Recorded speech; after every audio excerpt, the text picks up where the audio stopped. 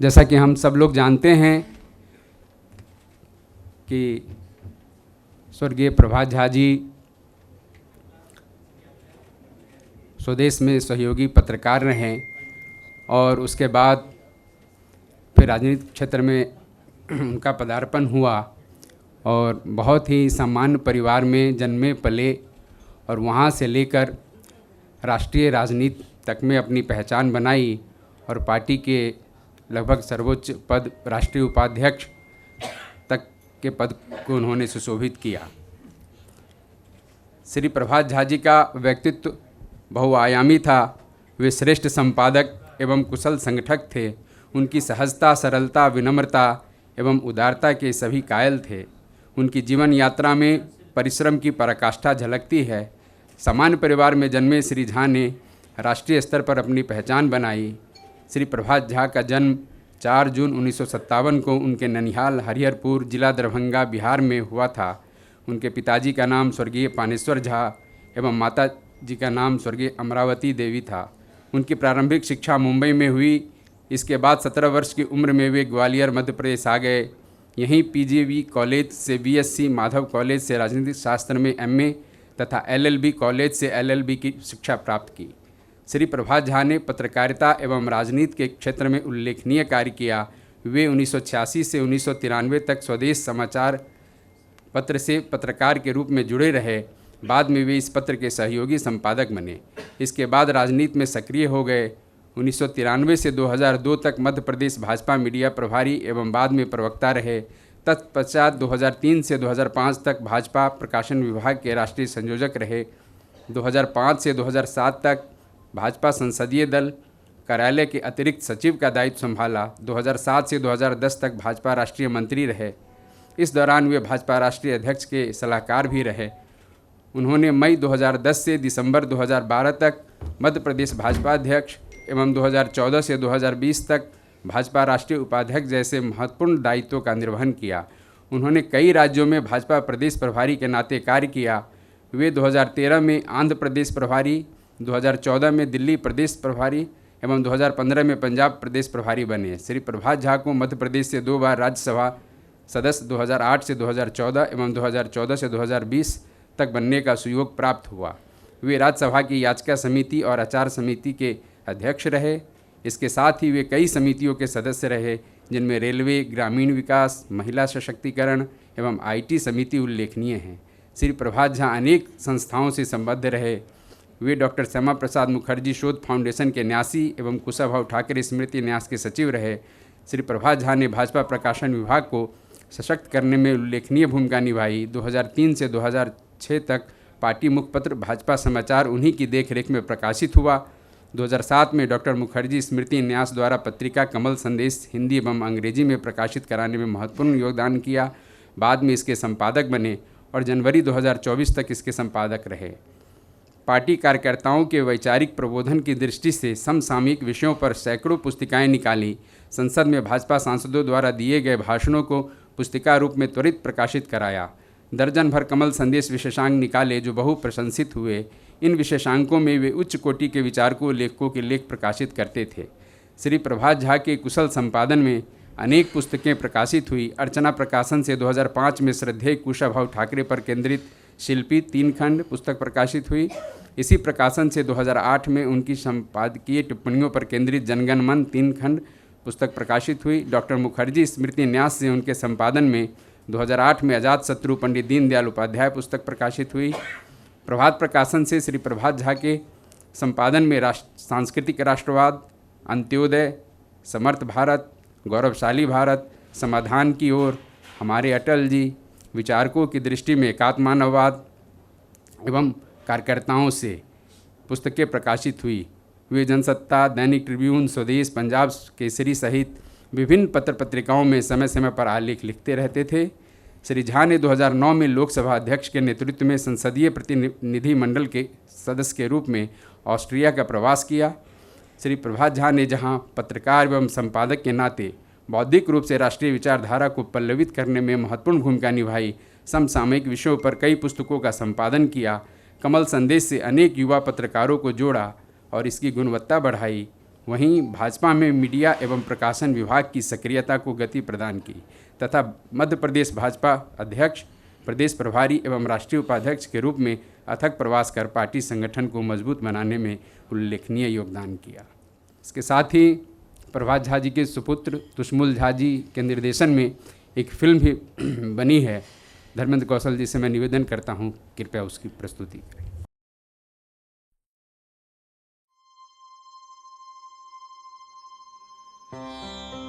कहने को ये विदाई है, कार्यकाल समाप्त है।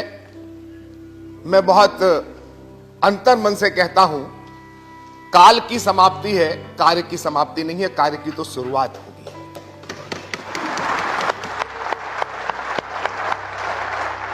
बिहार के दरभंगा की गलियों से निकला और ग्वालियर में पला बड़ा प्रभात सिर्फ एक नाम नहीं, नई सुबह का प्रतीक था, जिसके हाथ में कलम थी और सीने में जलती थी बदलाव की लौ। हर अंधेरे के बाद रोशनी की तरह वो आया सोच को जगाने। प्रभात झा एक व्यक्ति नहीं, एक विचार।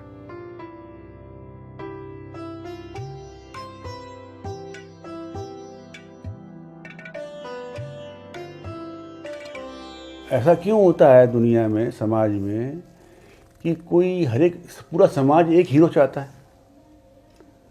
वो हीरो मेरे घर से ना हो जो समाज सुधार कर दे, वो आपके घर से हो।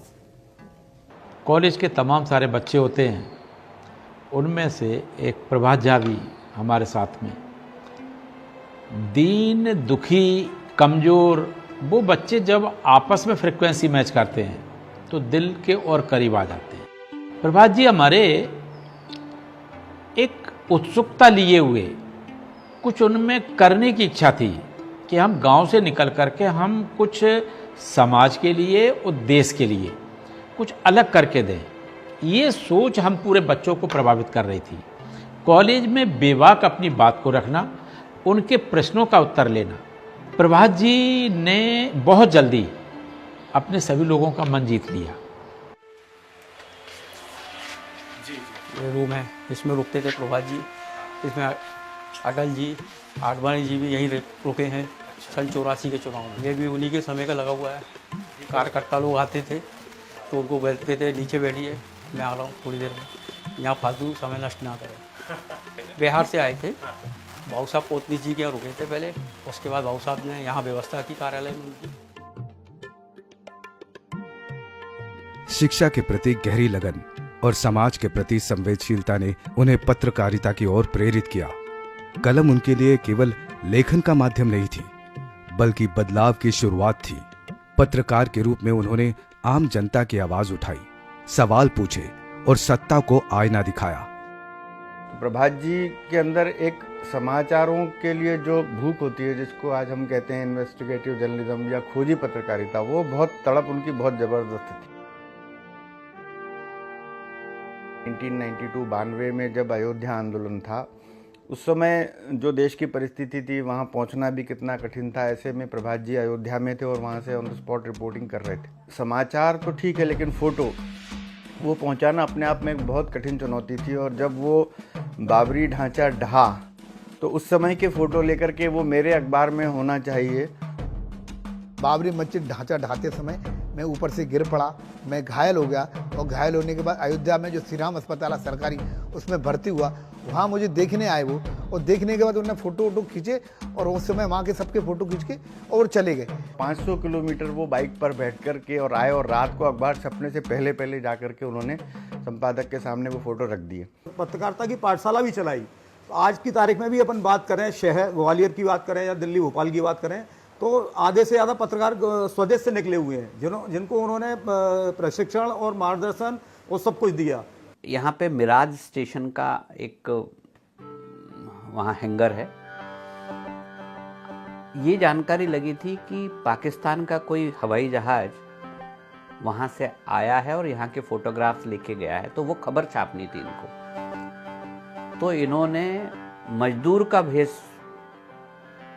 लिया और मजदूर के भेष में, वहाँ चूँकि काम चल रहा था, मजदूर के भेष में हाथ में तस्सल लेके अंदर गए, फोटोग्राफ्स लिए और फिर उसके बाद वहाँ आके उसकी न्यूज़ छापी। बड़े हो गए, स्वदेश जाने लगे, पढ़ाई पूरी हो गई तो हमसे बोले कि आई भूख लग रही है। बोल बेटा क्या खाएगा? मेरे को तो खिचड़ी खाना है, अब खिचड़ी बना दी। कहना अरे आई ये तो आज आपने क्या बना दिया, तो बहुत ही अच्छा है, मेरे को बहुत अच्छा लग रहा है। हमारे एक और साथी थे, उनका नाम भी संयोग से प्रभात आर्य जी था। तो एक बार जब प्रभात जी के यहाँ दूसरा बेटा जन्म हुआ, तुष्मुल से छोटा अयत्न, तो उन्होंने स्वदेश में एक छोटी सी खबर प्रकाशित की कि प्रभात झा को द्वितीय पुत्र रत्न की प्राप्ति। उस समय बहुत सारे लोगों को पता चला कि प्रभात जी विवाहित हैं और इनके 2 बेटे हैं, और बाद में इस बात को लेकर के उन दोनों में कुछ तनातनी भी हुई कि भाई साहब ये छापना जरूरी था क्या। पर इस तरह की मजाकबाजियाँ उस समय बहुत चलती थी और सबका एक बड़ा घरेलू संबंध, पारिवारिक संबंध जैसा था। और फिर एक दिन सहज मैंने उनसे पूछा, मैंने भाई साहब आपका परिवार कहाँ है? तो कहते हमारा परिवार गाँव में रहता है। तो मैंने कहा भाभी जी, कहते हैं हमको कौन घर देता है? हम लोग पत्रकार लोग हैं, हमको कोई घर नहीं देता। मैंने कहा भाई साहब मैं दूंगा आपको घर, जैसा भी है, एक कमरा है मेरे पास। तो उन्हें पसंद आ गया, ये पीछे एक कमरा है, इसी में रहते थे, एक ही कमरा था वो। लेकिन समाज के बीच रहकर उन्होंने महसूस किया कि असली परिवर्तन सत्ता में जाकर ही लिया जा सकता है। यहीं से शुरुआत हुई उनकी राजनीतिक यात्रा भारतीय जनता पार्टी के साथ। उन्होंने भाजपा मध्य प्रदेश के प्रदेश अध्यक्ष के रूप में शपथ ली। पार्टी के सिद्धांतों, राष्ट्रवाद और संस्कृति के जुड़ाव ने उन्हें एक समर्पित कार्यकर्ता से नेता बना दिया। मध्य प्रदेश में उन्होंने पार्टी के संगठन को जमीनी स्तर पर मजबूत किया। तो भोपाल की छवि इसकी जो थी ना, वो ऐसी बन गई थी कि भाई ये तो आदमी अलग टाइप का था, कि ना तो किसी से लेना देना है, ईमानदार खरा आदमी है 100%। इसका तो धीमे धीमे भोपाल में दबदबा बन गया। जो स्थिति ग्वालियर में थी वो धीमे धीमे से भोपाल में बना ली, सिर्फ अपनी ईमानदारी, अपने गुणों के ऊपर। बिल्कुल शून्य से शिखर तक का सफ़र अगर अपन कहें तो मेरा मानना है प्रभात जी से अच्छा उदाहरण कोई हो नहीं सकता। जहाँ से उन्होंने शुरुआत की थी उनको नहीं भूले वो, और ये कारण है कि आज भी ग्वालियर में जो छोटे से छोटे कार्यकर्ता उस समय हुआ करते थे, उन सब से प्रभात जी का निकट का संपर्क रहा। एक नया विभाग बना, संवाद एवं संपर्क प्रमुख। ये पहले ही बार प्रदेश में था, संवाद एवं संपर्क प्रमुख, जिसे आज मीडिया विभाग कहते हैं, उसके पहले प्रमुख वो बने। इस देश के संविधान को कौन पढ़ेगा? जब तक हम संविधान को पढ़ेंगे नहीं, मैं अपनी बेबाकी से बात कैसे रख पाऊंगा? मेरा ग्वालियर का अर्थशास्त्र कहाँ जिंदा है? मैं किस कीमत पे जाकर के वहां काम कर रहा हूं? इस सवालों के ऊपर उनके पास जवाब चाहिए थे, तो उन्होंने अपनी लॉ की डिग्री की। फिर लगी इमरजेंसी, तो इमरजेंसी जब 75 में लगी, तब उन्होंने इमरजेंसी भी बहुत काम किया। रात भर लोगों के घर पे जाना, पूछना कि क्या तकलीफ है, क्या कहीं उनके सारे जो कमाई के जरिए थे वो सब अंदर हो गए थे। इसमें और बहुत से लोग लगे थे, एक प्रभात जी भी थे उसमें। और जिन लोगों ने उनकी मदद की थी, प्रभात जी उनको कभी नहीं भूले। लोग जब शीर्ष पर चढ़ते हैं तो नीचे देखना भूल जाते हैं और नीचे देखना पसंद भी नहीं करते, पर प्रभात जी एक अनूठे व्यक्तित्व के धनी ऐसे थे जिन्होंने कभी अपनी ज़मीन नहीं छोड़ी, चाहे उन्होंने आसमान छू लिया हो। देश हमारा है, हम भारत नहीं रहेगा तो हम किस गर्व से कहेंगे कि हम भारतीय हैं? कहने का हमें कोई गर्व नहीं होगा। वो इकले तो प्रदेश अध्यक्ष जो हैं, वो जो कई बार मंडलों में प्रवास कर चुके, तो लोगों ने कहा, कहते थे कितनी मेहनत कर, जबकि उनके पैर में घाव था। मध्य प्रदेश में उन्होंने पार्टी संगठन को जमीनी स्तर पर मजबूत किया। कार्यकर्ताओं से सीधा संवाद, अनुशासन और संवाद की कला उनकी पहचान बनी। ये भावना है कि इस भारत में कोई सुगुप्ता हुआ रोए नहीं, किसी के मन में ये ग्लानि नहीं हो, हीन भावना का शिकार नहीं हो कि काश में गरीब नहीं होता, आर्थिक रूप से तंगी नहीं होती तो मैं भी पढ़ लेता, मुझे भी रोजगार मिलता। उसके पास जो आने वाले लोग थे, ऐसे राजनेता, वो एक बड़ा कमजोर वर्ग भी हुआ करता था। बड़ा वर्ग तो मैं कहता हूँ वही हुआ करता था, जिसका कोई नहीं था, उसका प्रभाव था। प्रभात झा राज्यसभा सांसद के रूप में संसद पहुंचे, जहां उन्होंने न केवल अपने राज्य बल्कि राष्ट्र से जुड़े मुद्दों को प्रभावशाली ढंग से उठाया। एक वक्ता, एक विचारक और एक समर्पित कार्यकर्ता प्रभात झा ने राजनीति को सेवा का माध्यम बनाया। यहाँ के सैकड़ों परिवार उनको आज भी उनकी कमी को अनुभव करते हैं, क्योंकि प्रभात जी का जो वो दौर था, युवा प्रभात जी का, पत्रकार प्रभात जी का, उसमें वो हर घर, ग्वालियर के ऐसे अनेकों घर जो संघ से, भाजपा से या ऐसे सबसे जुड़े हुए थे, वो घर आज भी उनकी उस कमी को अनुभव करते होंगे, ऐसा मुझे लगता है। जो मुझे कभी कभी भावुक भी कर देती हैं।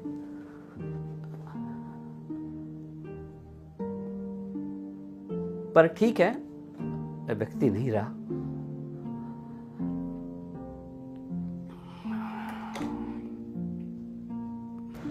प्रभात ने जो कहा था कि नहीं आई, मैं आऊँगा, खिचड़ी खाने आऊँगा, वो फिर खिचड़ी खाने नहीं है। प्रदेश अध्यक्ष बीजेपी के प्रभात झा ने दुनिया को अलविदा कहा। बीजेपी के वरिष्ठ नेता प्रभात झा का निधन हो गया। बहुत ही दुखद खबर। प्रभात झा के निधन की खबर से पार्टी और उनके समर्थकों में शोक की लहर दौड़ गई है। गुरुग्राम के मेदांता अस्पताल में उन्होंने अंतिम सांस ली। वो मध्य प्रदेश में भाजपा के प्रदेश अध्यक्ष रह चुके हैं।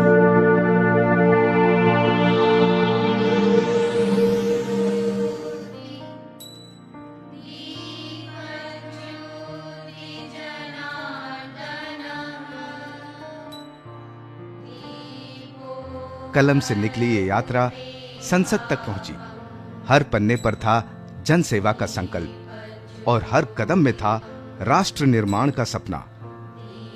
प्रभात जी ने जीवन भर जन सेवा को अपना धर्म माना।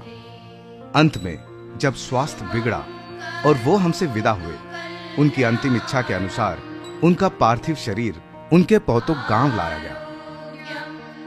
जहां उन्होंने अपार प्रेम बांटा, वहां से वही प्रेम लौट कर आया।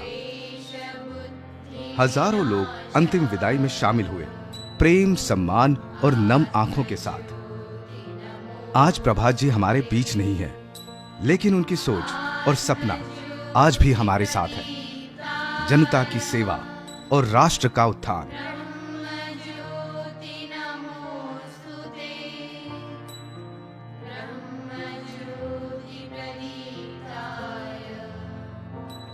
हमें आप कभी नहीं भूलिएगा और सच बताएं, संसद के भीतर या बाहर जहां मिलेंगे, मन से मिलेंगे। रोज बेमौत मरा करते हैं मरने वाले, मर कर भी नहीं मरते देश में मरने वाले। बहुत बहुत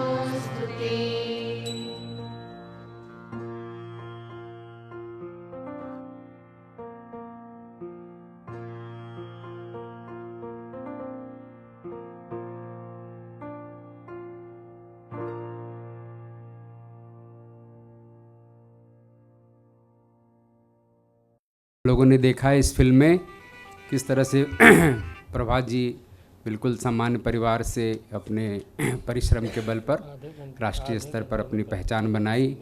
मुझे भी 2004 से 2024 तक इनके सानिध्य में काम करने का अवसर मिला और एक वाक्य में कहना हो प्रभात झा यानी क्या, तो परिश्रम की पराकाष्ठा। बहुत मेहनत कर खुद भी करते थे और हम लोग से भी कराते थे। अपने बीच में प्रसार भारती के पूर्व एडीजी रंजन मुखर्जी जी उपस्थित हैं। आपसे निवेदन है कृपया मंच पर अपना। संजय वर्मा जी हैं यहाँ उपस्थित। आप दिल्ली विश्वविद्यालय में अंग्रेजी के प्राध्यापक हैं और लंबे समय तक प्रभात झा जी के सांसद जब वो थे तो वे सचिव थे। उनसे निवेदन है कि कृपया यहाँ आकर अपनी बात कहें। हम लोग जो यहाँ वक्तव्य देंगे उसको रिकॉर्ड करके फिर उसका लेखन करके अगले वर्ष एक और कार्यक्रम करेंगे और उसमें ऐसी योजना है कि पुस्तक का विमोचन फिर उसमें करेंगे। संजय वर्मा जी से निवेदन है। धन्यवाद संजीव जी। प्रभात जी के विषय में अगर कुछ बोलना हो और ख़ास तौर पे जो सबसे लंबे समय तक उनके साथ कार्य किया है तो बड़ा मुश्किल काम है।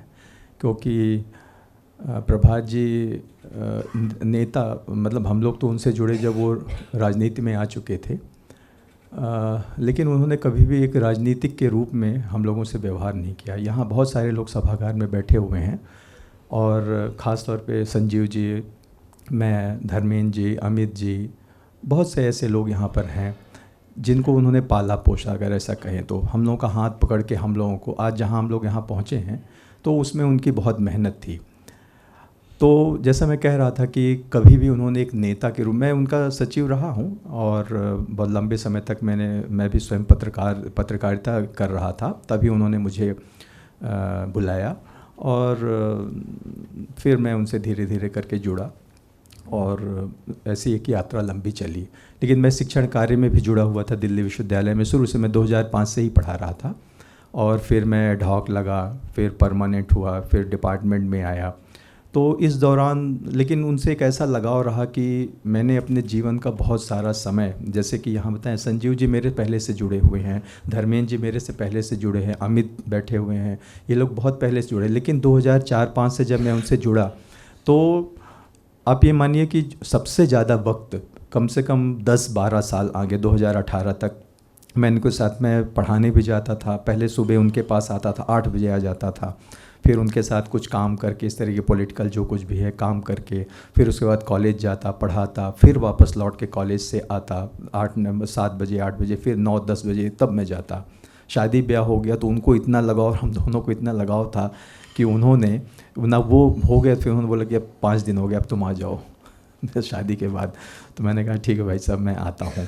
फिर हो गया, फिर बोले कि ऐसा करो कि तुम दोनों ही आ जाओ, मैं यहाँ रहने की व्यवस्था करता हूँ। तो ऐसा उनका ऐसा नहीं था कि कोई काम मेरे वजह से अटक रहा था उनका काम। और उस वक्त वो राज्यसभा सांसद भी नहीं बने थे।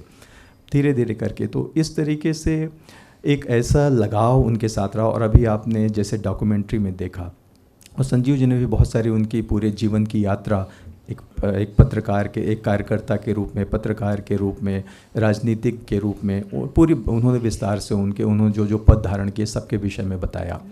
मैं सिर्फ इतना ही कहना चाहता हूँ एक सहयोगी के उनके नाते कि वो उनका एक जैसे, क्योंकि मैं देखिए काफ़ी नज़दीक में पत्रकार होने के नाते भी, और फिर उनके साथ मैंने अपने पत्रकारिता त्याग दी। उन्होंने मुझसे कुछ कहा, मैंने कहा ठीक है, क्योंकि मेरी आदत है जहाँ मैं काम करता हूँ, क्योंकि मैं दूरदर्शन DD न्यूज़ से लेके कुछ जगह मैंने काम किया, कई वर्षों तक काम किया।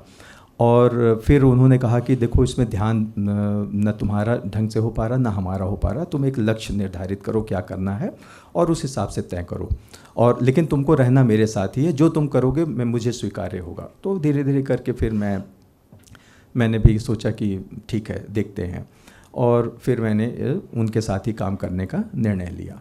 और तो एक ऐसा संबंध बना उनके साथ में कि मैंने अपने करियर को एक तरीके, बहुत सारे लोग मुझे मिले, मैं रीवा मध्य प्रदेश से हूँ, तो लोग बोलते थे कि तुम यहाँ से, तुम इतने ऐसे थे, ये तैयारी करने सिविल सर्विसेज के लिए आए थे, तुमने मेंस लिखे, तुम क्या कर रहे हो, नेताओं के साथ काम करके क्या होगा। तो पर एक लगाव, जैसे मैंने आपको बताया, क्योंकि उनका एक ऐसा, एक उनके अंदर एक भाव, एक ऐसा अट्रैक्शन था कि जो भी उनके साथ जुड़ा, कुछ लोग जो हम लोग धीरे धीरे करके हटे। मैं 2012 में परमानेंट हुआ किरोड़ीमल कॉलेज में, 2011 से मैंने सत्यवती कॉलेज में ढॉक पढ़ाना शुरू किया, और 13 में मैं वहाँ परमानेंट हुआ 12 के एंड में, और अभी 2022 में मैं डिपार्टमेंट ऑफ इंग्लिश में आ गया। तो उनका इस तरीके का एक लगातार रहा, उन्होंने मुझे स्पेस दिया, इतना अधिकार दिया। मेरा अपना उनके साथ काम करने का ये अनुभव रहा कि मेरा अपना स्वयं भी मानना है कि व्यक्ति जीवन में 2 चीज़ एक साथ नहीं पाई, या तो सम्मान पा सकता है या पैसा कमा सकता है। प्रभात जी भी वैसे थे, और प्रभात जी के इर्द गिर्द जितने यहाँ बहुत सारे लोग बैठे हुए हैं, हम सब ने उनके साथ मिलकर सम्मान पाया, एक घर का व्यवहार पाया। उन्होंने मुझे, मैं तो उम्र में हम लोग लगभग थोड़ा 5-7 साल का ही, मतलब 7-8 साल का ही फ़र्क है, तो पिता तुल्य तो नहीं कह सकते, लेकिन बड़े भाई की जो भूमिका है, तो शायद मेरे बड़े भाई से ज़्यादा उनकी भूमिका रही है, और मैं उनको आज नमन करता हूँ। धन्यवाद। अपने बीच में धर्मेंद्र कौशल जी यहाँ उपस्थित हैं। आप लंबे समय तक कमल संदेश से भी संबद्ध रहे, और प्रभात जी की जितनी भी पुस्तकें आती थी उसका डिज़ाइन कंपोजिंग सब आप करते थे। आपसे निवेदन है कि अपनी बात रखें। धन्यवाद संजीव जी। मैं आदरणीय भाई साहब से 2003 के हिमाचल चुनाव के दौरान मिला था, मार्च अप्रैल में। उस समय भाई साहब तो पहले चले गए थे, फिर यहाँ पे खबर आई होगी केंद्रीय कार्यालय में था तब मैं, तो श्याम जाजू जी ने बताया वहाँ भाई साहब, तब तक मैं भाई साहब से मिला नहीं था, पहली बार वहाँ पहुँचा। तो मुझे याद है वो घटना, जब से संजीव जी ने बताया कि कुछ बोलना होगा भाई साहब के बारे में। ऐसे तो हमने एक पूरा जीवन जिया है आदरणीय भाई साहब के साथ। अपने जीवन का किसी भी पल का अगर मैं कहीं भी उल्लेख करूँगा तो उसमें माननीय भाई साहब का जिक्र आएगा ही आएगा। तो हम 2-3 लोग वहाँ खड़े हुए थे, मैं था, अमरीन तिवारी जी थे, 3-4 लोग वहाँ पहुँचे। सुबह उनसे जब उन्होंने बुलाया था तो उन्होंने आवाज़ लगा, रहे धर्मेंद्र आया है? मैंने कहा भाई साहब यहीं हूँ। और ऐसे हड़बड़ी में मैं थोड़ा जब आगे बढ़ा तो मेरा पैर दहरी से टकरा गया, तो लड़खड़ाता हुआ कमरे में घुसा। तो एकदम से बोले, अरे देखो संभल के, जीवन में एक चीज़ ध्यान रखो, नीचे देख के चलने की आदत डालो, इससे 3 फायदे होंगे। एक तो ये घटना नहीं घटेगी जो तुम लड़खड़ा गए, ऐसी ही दोबारा घटना नहीं होगी। दूसरा, लोग विनम्र समझेंगे। और तीसरा, नीचे गिरा हुआ माल मिलेगा। तो ये तीनों चीज़ें मैंने अपने जीवन में गांठ बांध ली, और वो हमेशा से। उसके बाद फिर हम लोग यहाँ आ गए। मतलब वो मैंने इसलिए उल्लेख किया कि वो मेरा पहला दिन था, पहली बार मैं उनसे मिला, और पहले दिन ही उन्होंने मुझे इतनी बड़ी बात कही। मैं तो उस समय छोटा ही था, आज से ये 20 वर्ष पहले की बात है, लेकिन तब समझ नहीं आया। तो बाद में इन चीज़ों का समझ आया कि वो इतने बड़े व्यक्तित्व थे कि हंसी मजाक में भी इतनी बड़ी बड़ी बातें कह जाते थे। और तब से उनके साथ ऐसा जुड़ा कि उन्होंने मेरे पूरे जीवन की व्यवस्था कर दी। दिल्ली वापस आकर के अपने साथ ऐसा जोड़ा। तब भाजपा समाचार और बीजेपी टुडे हुआ करता था 11 अशोक रोड में। वहाँ से फिर उन्होंने हम लोगों को कमल संदेश जो ट्रस्ट कार्यालय में, वहाँ हमारे रहने की व्यवस्था, सारी व्यवस्थाएं करवाई। इवन मेरा जो मतलब मेरा प्रेम विवाह था उसमें भी कुछ अड़चन थी, तो परिवार वाले के लोगों से बात करके सब चीज़ें उन्होंने ठीक करवाई। और विवाह वाले दिन विशेष, उस समय तक तो वो प्रदेश अध्यक्ष बन चुके थे, तो उस दिन की मीटिंग शाम की कैंसिल करके भोपाल से वो विशेष विमान से मेरे पास आए, बोले तेरी शादी में आया हूँ देख मैं। तो ऐसी कई घटनाएं हैं जो मतलब बताना बहुत मुश्किल है और मतलब उल्लेख कर पाना। अभी कुछ दिन पहले उनके पुत्र आयतन जी ने अपने फेसबुक वॉल पे लिखा था कि बाबा आपने जल्दी जाने में बहुत जल्दी कर दी। तो अब ये आना जाना तो अपने हाथ में किसी को होता नहीं है, लेकिन हाँ कभी कभी ऐसा लगता है कि शायद भगवान ने हमारे साथ अन्याय किया। आज अगर वो हमारे बीच होते तो हम लोगों को और ज़्यादा प्रेरणा दे रहे होते। धन्यवाद। आज हम लोगों को वरिष्ठ पत्रकार श्री अवधेश कुमार जी का सानिध्य यहाँ मिल रहा है, और कमल संदेश का जो वार्षिक विशेषांक होता था बहुत ही लोकप्रिय होता था, और बहुत भव्य तरीके से उसका विमोचन, और काफ़ी लेखक उसमें लिखते थे। ज़रूर वो कहते थे अवधेश कुमार जी को पत्र भेजो और उनका लेख इसमें शामिल होना चाहिए। उनसे निवेदन करता हूँ कि हम सबको संबोधित।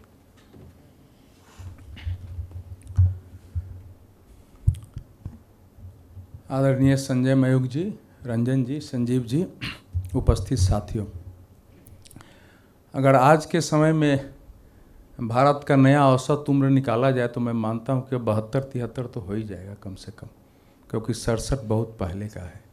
इसलिए 67 वर्ष में प्रभात जी का जाना वो जाने का समय नहीं था।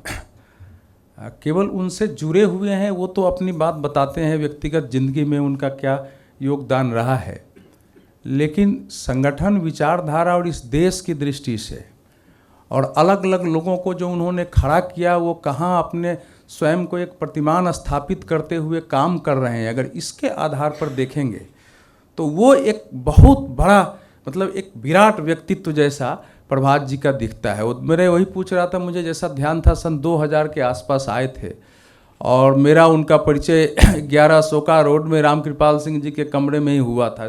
जब आए थे तभी से परिचय था मेरा, और मेरे साथ एक ट्रेजेडी हुई तो उसमें व्यक्तिगत वो एक ऐसा नहीं व्यक्ति के कारण, वो एक स्वभाव है कि कोई भी व्यक्ति जिसको हम जानते हैं या किसी के भी कष्ट में खड़ा होना, उसमें समय निकालकर अपने लिए थोड़ी क्षति भी उठ जाए, जो हम सबके अंदर संस्कार में है। हम इस आज जितने बैठे हैं सब एक दूसरे के लिए जीवन में अनेक क्षति उठाते हैं, तो वो उस संस्कार से निकले थे। लेकिन उनका पहला कंट्रीब्यूशन भारतीय जनता पार्टी की दृष्टि से था कि उनके आने के बाद जो साहित्य था, जो पत्रकारिता थी, वो थोड़ा उसको बोलते हैं कि एक जिसको व्यवस्थित स्वरूप देना और उसको आम पाठक भी उसको पढ़े और उसमें रुचि हो, क्योंकि कमल संदेश हम लोगों को भी आता तो कभी उलट के देखने की भी इच्छा बहुत नहीं होती थी। तो एक कमल संदेश को भी पठनीय बनाना, और जिसकी ये बात कर रहे हैं, तो मैं तो चूंकि एक अक्खर स्वभाव का सब दिन रहा, तो कई चीज़ें ऐसा बोलता था कि ये लोग बोलते अरे ये तो भाजपा के खिलाफ जो है बोलते हो। प्रभात जी ने लोगों को कहा कि भाई एक शब्द बताओ, वो खिलाफ कहाँ बोलते हैं। जो कुछ हमारे दोष और गलतियां हैं उनको उठाते हैं, इसलिए उनको पढ़ना। और जो मीडिया में जाता था तो मेरे जितने लेख होते थे, चाहे जितने तीखे रहे हों, वो एकदम उसमें डाल के नेताओं के पास जाता ही जाता था सब, कि बोला कि इससे बहुत कुछ मिलता है। और जो अंक सब उन्होंने निकाले हैं, मैं तो कहूँगा संजय मयूख जी भी आज बैठे हुए हैं, वो उस समय का जो देश में एक वैचारिक संघर्ष था, और जो भारतीय जनता पार्टी में विचार को लेकर ऊहापोह था, और जिसमें राष्ट्रीय स्वयंसेवक संघ के उस समय के सरकारवाह सह सरकारवाह साहब अटल जी आडवाणी जी के घर गए थे कि आप किस सीमा तक विचार पर चलेंगे। पूछा गया तो कहा सही दिशा में चलेंगे तो आगे बढ़ेंगे। तो उस दौर में जो अंक सब निकला हुआ है, तो उसको अगर आप देखेंगे तो उसकी जो विचारधारा है, आज बहुत चीज़ प्रति उसमें आ रहा है, वो अत्यंत ही संग्रहणीय और महत्वपूर्ण अंक थे। और उसमें जो लेख सब छपते थे इतने स्तरीय थे कि भारतीय जनता पार्टी और जनसंघ में लंबे समय के बाद जो एक विचार मंथन आप कहिए, उसके मतलब एक स्तरीय होती थी जो सामान्यतः पॉलिटिकल पार्टियों में नहीं दिखाई देती है। तो उसमें जैसे कई बार वो जैसे मेरे को एक बार मुझे अच्छी तरह विषय याद है, बोले भाई साहब आप जो है ना, ये जो विचारधारा बनाम लोकधारा और जनधारा पर जो बहस हो रही है, उसको उस पर आपको लिखना चाहिए कि आदर्श क्या है। तो फिर उसको वो भी आप कभी देखेंगे, उसमें तो हम लोगों ने पूरा एक शोध परख जैसी होती थी और उसका विमोचन होता था। जब भारतीय जनता पार्टी की सरकार हार गई, हारने के बाद जो ऊहापोह था, आपको उस समय की परिस्थिति अगर याद हो तो कभी कहीं से विद्रोह हो रहा है, कोई कहीं से विद्रोह हो रहा है, रास्ते में कोई कार्यक्रम में जा रहा है बड़े नेता, वो उनको पार्टी से निकाल दिया जा रहा है। ऐसी बड़ी विकट परिस्थिति थी, हर स्टेट में एक विद्रोह की स्थिति थी।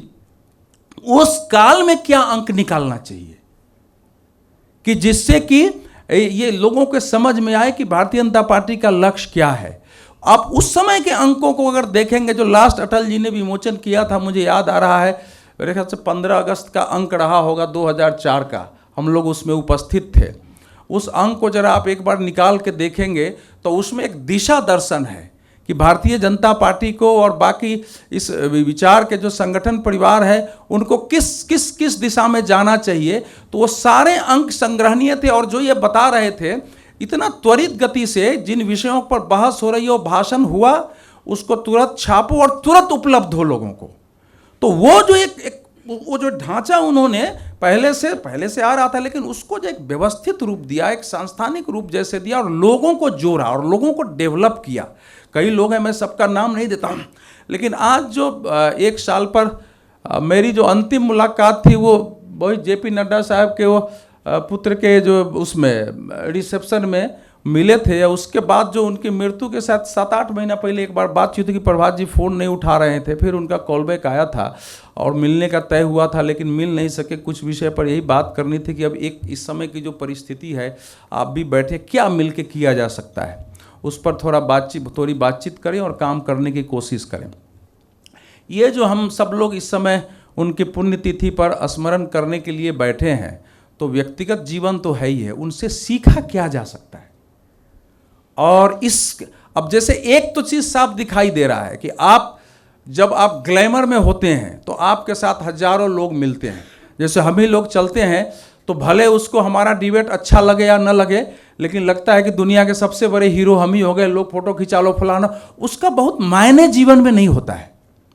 जिन लोगों के साथ आप अपने आरंभिक और कठिन जीवन में जुड़े रहते हैं, आपको अंततः वही याद करते हैं, वही कठिन समय में साथ खड़े होते हैं। आज इसी कार्यक्रम में प्रभात जी ने अब यहाँ रहते हुए कितने लोगों को, इनको तो कहीं प्रदेश अध्यक्ष में लगाओ, कहीं इसको लगाओ, वहाँ पैरवी करो, उनको एग्जीक्यूटिव में डालो, इनको टिकट मिलना चाहिए, हम लोग भी जाते थे। लेकिन आप देखेंगे कि बहुत सारे लोग दिखाई नहीं देते हैं। जिन लोगों के साथ आरंभिक समय में वो आए थे और यहाँ जिनसे जुड़े थे, जिनके साथ उनका उठना बैठना था और साथ खाना पीना, चूँकि आरंभ में तो ऐसे ही आए थे, दिल्ली में बहुत परिचय नहीं था, तो वही लोग आज उनकी ये पुण्यतिथि भी मनाने के लिए वही है और उन्हीं लोगों ने अपने परिश्रम से काम किया है। तो एक बहुत बड़ी सीख होती है।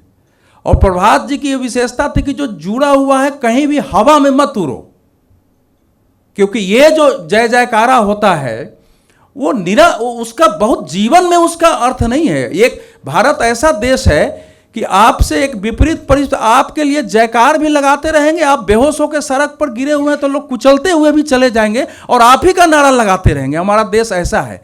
तो उसमें से अपने को बचा के रखना और उन लोगों से जुड़े हुए रहना, ये जबरदस्त था, सीखने की बात होती है। उनकी भाषा जो थी आप उसको देखेंगे। एक बार मुझे याद है कि अटल जी ने कुछ पंक्तियां पढ़ के सुनाई कि देखो कैसा लिखते हैं वो। छोटी छोटी पंक्तियां सब थी और उसमें उन्होंने लिखा था पराजय के बाद, और वो उन्होंने पढ़ के सुनाया था। तो कई उसमें से जो अंक है उनके लिखे हुए संपादकीय हैं, उसको जब भी मतलब पूरे संगठन परिवार में जब भी आप किसी पढ़ें तो उसको जरूर एक बार उलट के पढ़ना चाहिए। सब संग्रहणीय अंक थे, एक से एक अंक अलग अलग विषयों पर केंद्रित थे और ढूंढ करके अलग अलग लोगों से उसमें लिखाई गए। तीसरी जो बात आती है प्रभात जी के संदर्भ में कि उनका मतलब संगठन की दृष्टि से, जैसे आपसे एक बार उनका परिचय अगर हो गया है तो लोग, ऐसे तो बहुत लोगों का नाम लेते हैं कि स्मृति बहुत तेज़ है, लेकिन ये उनके अंदर भी मैंने देखा है कि यहाँ तक कि साउथ का भी कोई आदमी से अगर एक बार परिचय हुआ है और 4 साल बाद आ रहा है तब भी उसका कई बार उनको नाम याद है, आप फलाना थे ना, फलाने जगह मिले थे, हाँ हाँ हाँ। तो अब यह है कि उसमें जो आदमी आ रहा है वो क्या काम कर सकता है, वो क्या काम, जो हमारी क्षमता और सीमाएं हैं उनमें हम क्या इसको दे सकते हैं, हमारे पास आया है।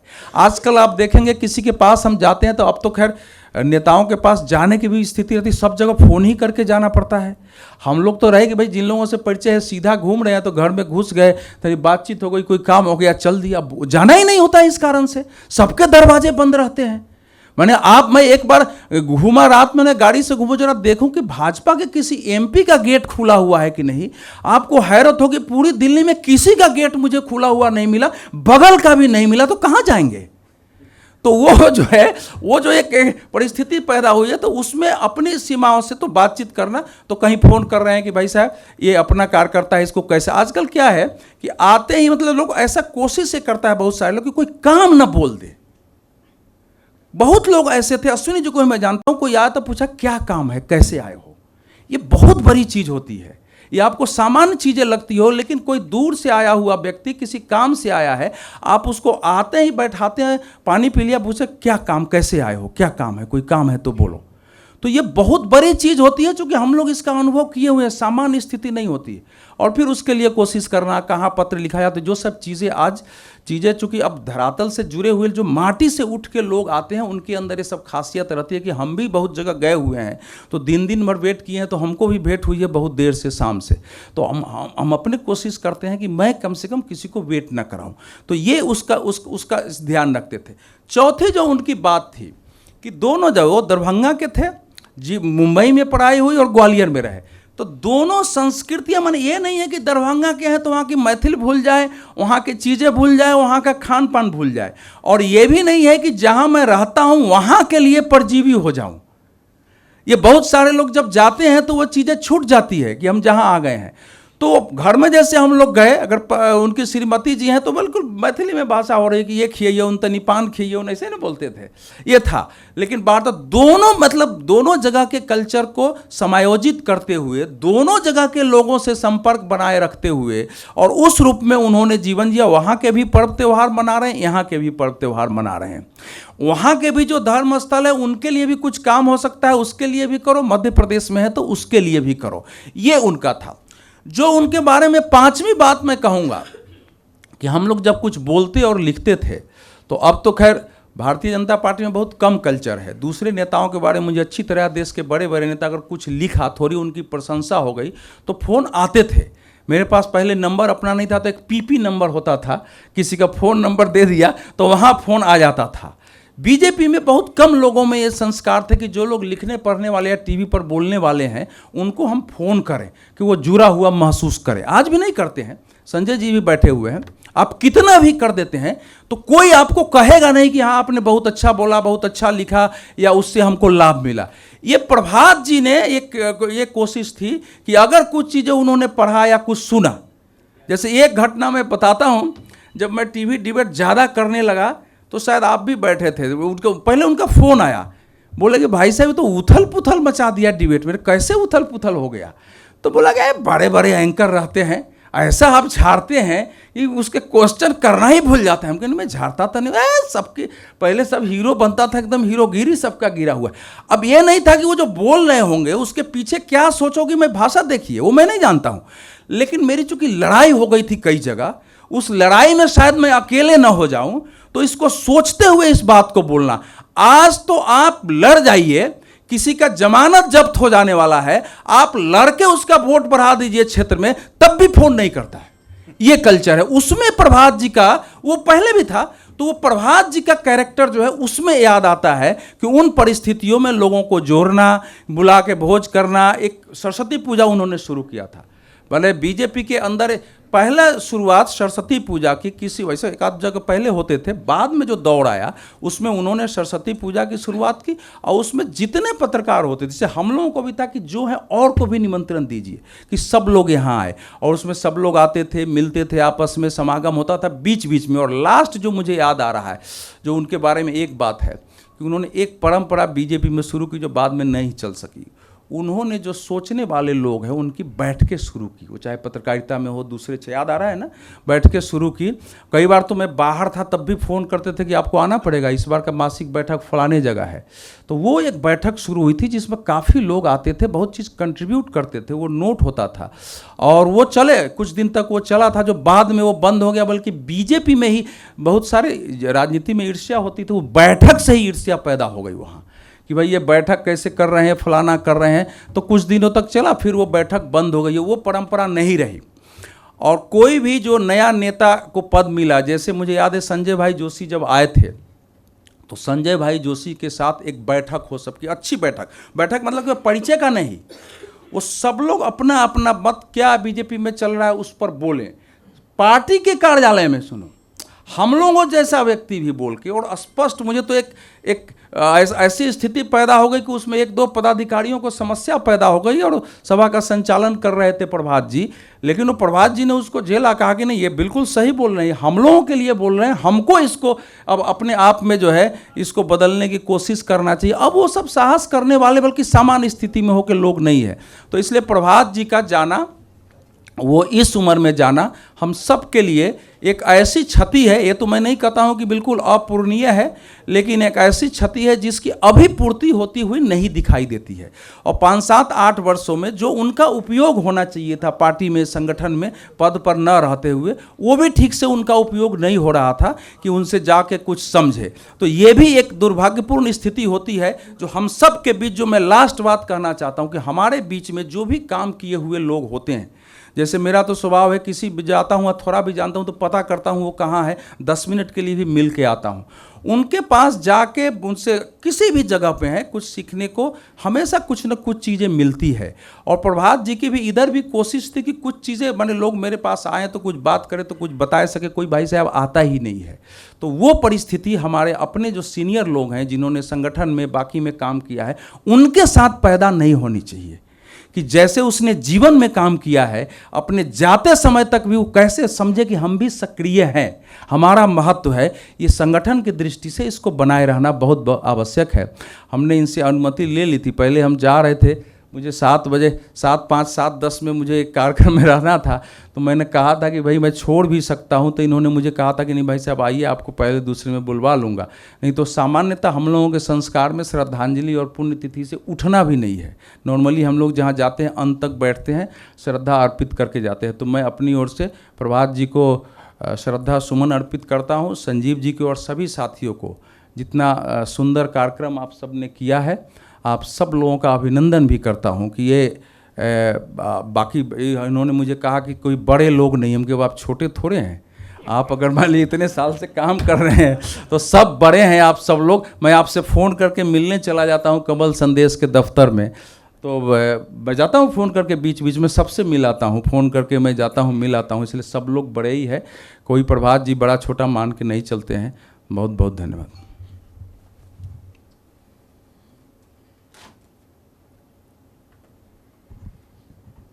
प्रभात जी पार्टी मुखपत्र में 2003 के करीब वो आए, तब जैसा कि धर्मेंद्र जी ने बताया कि भाजपा समाचार और बीजेपी टुडे निकलती थी, और पहले बीजेपी टुडे KR मलकानी जी निकालते थे, उसके बाद प्रफुल्ल गुरारिया जी, घोष जी निकालते थे। लगभग ऐसा था कि एक अंग्रेज़ी में 2 लोग और हिंदी में 2 लोग होते थे। लेकिन प्रभात जी जब आए और जब उसकी व्यवस्था उन्होंने अपने हाथ में ली तो लगभग एक मीडिया संस्थान के रूप में उसे उन्होंने बदल दिया, और लगभग दोनों में 5-5 पत्रकार और लगभग 25 लोगों की टीम हिंदी अंग्रेजी में उन्होंने किया, और एक संस्थान बना करके डॉक्टर मुखर्जी स्मृति न्यास जो यहीं पंडारा रोड में है वहीं करके, और जो वहाँ पत्रकार काम करते थे सबके लिए उन्होंने पंडारा रोड में फ्लैट बनवाए, ऐसे 6 फ्लैट बनवाए उन्होंने, और बहुत उसकी चिंता करते थे। और इतना धारदार संपादकीय लिखते थे कि लगभग प्रायः हर महीना में समाचार पत्रों की सुर्खियों में कमल संदेश आता ही था, और उसकी जो प्रसार संख्या थी वो पाक्षिक रूप से हिंदी की 60,000 के करीब हो गई थी, और इसी प्रकार अंग्रेजी की भी थी। काफ़ी लोकप्रिय, मतलब उस समय पार्टी मुखपत्र कैसा होना चाहिए उसका आदर्श के एक वो बना के गए हैं। प्रभात जी का जब देहावसान हुआ तो उसी समय हम सब बहुत ऐसे अपेक्षित नहीं था कि अचानक से चले जाएंगे, तो हम सब बहुत भाव विह्वल हो गए। तो पंकज झा जी का फ़ोन आया कि हम सब लोग, जो अनेक युवाओं को उन्होंने विभिन्न प्रदेशों में भेजा कि पार्टी का मुखपत्र निकालिए, और बहुत ही युवा प्रतिभा को आगे बढ़ाते थे। ऐसे लगभग 30 के करीब होंगे भाजपा प्रकाशन में, जिनको बहुत कम आयु में 20 साल वर्ष की आयु में लेके आए, उनको पहचान लिया था और फिर विभिन्न प्रदेशों में उन्होंने दायित्व दिया। पंकज जी का ने सुझाव दिया कि उनके जो प्रेरक संस्मरण हैं, जो लगभग 20 वर्षों से हम लोग जानते हैं, उन सबको याद करना चाहिए। तो आप ये कार्यक्रम करते रहते हैं, कर सकते हैं तो कीजिए, लेकिन उस समय वैसी स्थिति थी नहीं। तो पहली पुण्यतिथि पर उन्हीं की कही बातों को हम लोग यहाँ साकार कर रहे हैं, और उन्होंने कहा भी था कि व्यवस्था जुटाइए और जो कुछ भी कमी होगी उस सबको हम पूरा करेंगे। बहुत हौसला उन्होंने दिया। पंकज जी जो छत्तीसगढ़ मुख्यमंत्री के मीडिया सलाहकार हैं, उनसे निवेदन है कि आकर के कृपया हम सबके बीच में अपनी बात रखें।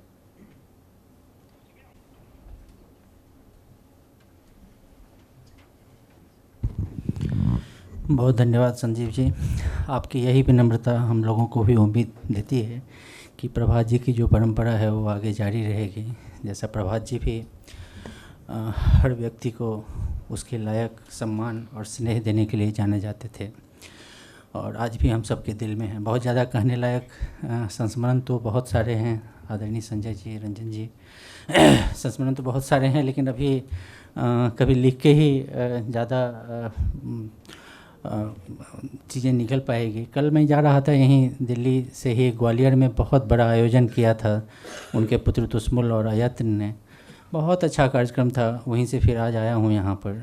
तो संजोग ऐसा था 25 जुलाई को कल उनका वहाँ कार्यक्रम था, तो याद आ रहा था कि 25 जुलाई को ही दिल्ली से प्रभात जी ने रायपुर भेजा था। उस समय रायपुर को केवल नक्शा पे जब बोला उन्होंने कि रायपुर जा सकते हो क्या, ऐसा ऐसा अवसर है, चाहो तो जा सकते हो। पत्रकारिता का छात्र था। उससे पहले 1-2 बार मुलाकात हुई थी भोपाल में, उस समय मीडिया प्रभारी हुआ करते थे प्रभात जी भाई साहब। तो जब कोर्स हमारा कंप्लीट हो रहा था उस समय एक बार मिलने गया था, और उसके बाद एक बार और मुलाकात हुई थी। बोले थे कभी मैं भी अब दिल्ली जा रहा हूँ, तुम लोगों को भी दिल्ली ही आना होगा, आना यदि कभी मौका मिले तो दिल्ली में मिलना। तो फिर दिल्ली जब आया, फिर वो लंबी कहानी है, कभी मौका आएगा तो लिखूँगा पूरा कि किस किस तरह से फिर कैसे उनसे बात हुई, एक मिलना हुआ।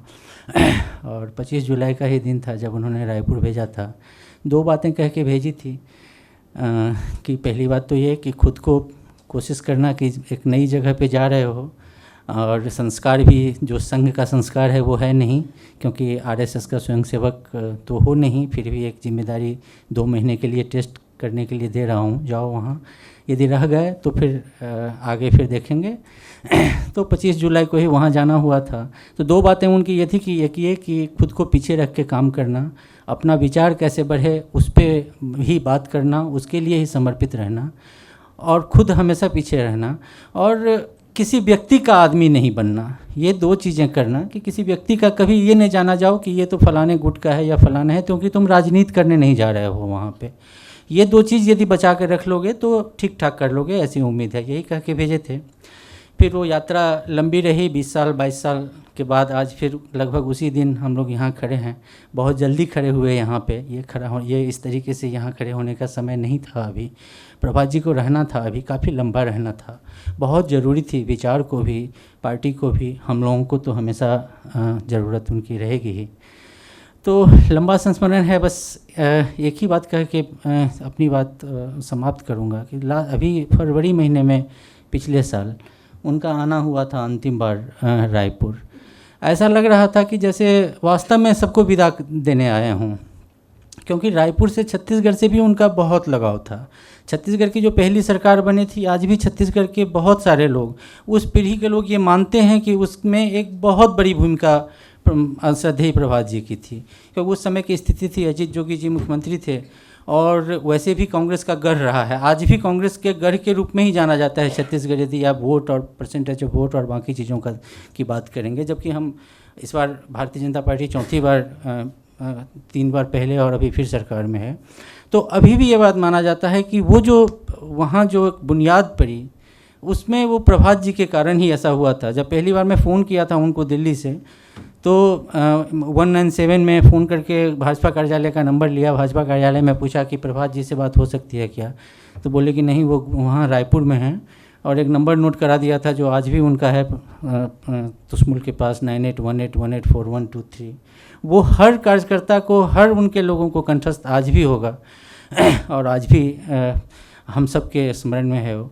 तो जब फरवरी में आए थे तो सबसे मिलते जुलते, सबसे जो ऐसे लोगों को जिसको हमने देखा है संजय जी, घंटों 1 मिनट मुलाकात करने के लिए घंटों बैठे जो लोग रहते थे, उन सब के को फ़ोन कर के कि यार तुम्हारे यहाँ आना है, तुम्हारे घर आना है, तुमसे मिलना है, सबसे मिल रहे थे और लगातार फेसबुक पे पोस्ट अपडेट कर रहे थे, इनसे मुलाकात हुई, इनसे मुलाकात हुई। उस समय नहीं समझ रहा था कि शायद ये वास्तव में शायद आभास हो कि अब दोबारा आना नहीं हो पाएगा।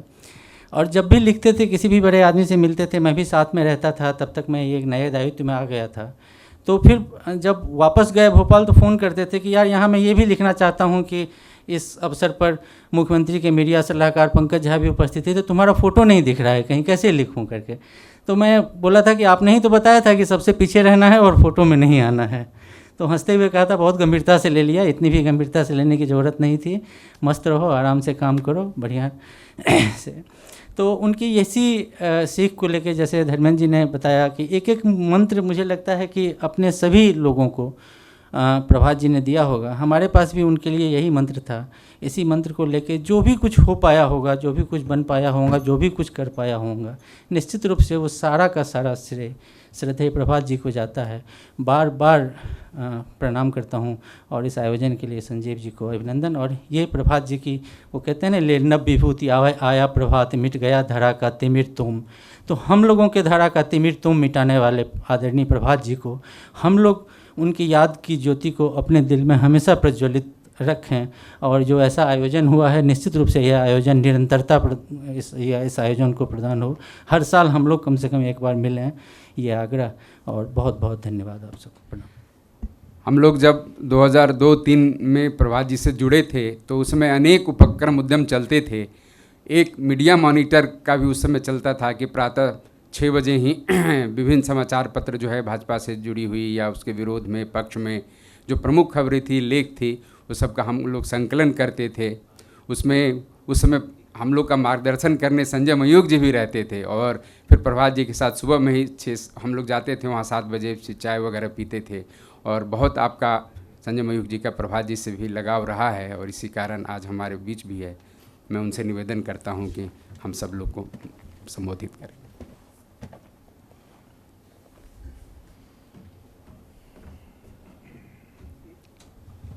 आज आदरणीय प्रभात झा जी के इस पुण्यतिथि के अवसर पर उपस्थित मुखर्जी साहब और यहाँ वो तमाम लोग दिख रहे हैं जो गाहे बगाहे प्रभात जी ने ही हमसे उनका परिचय कराया है।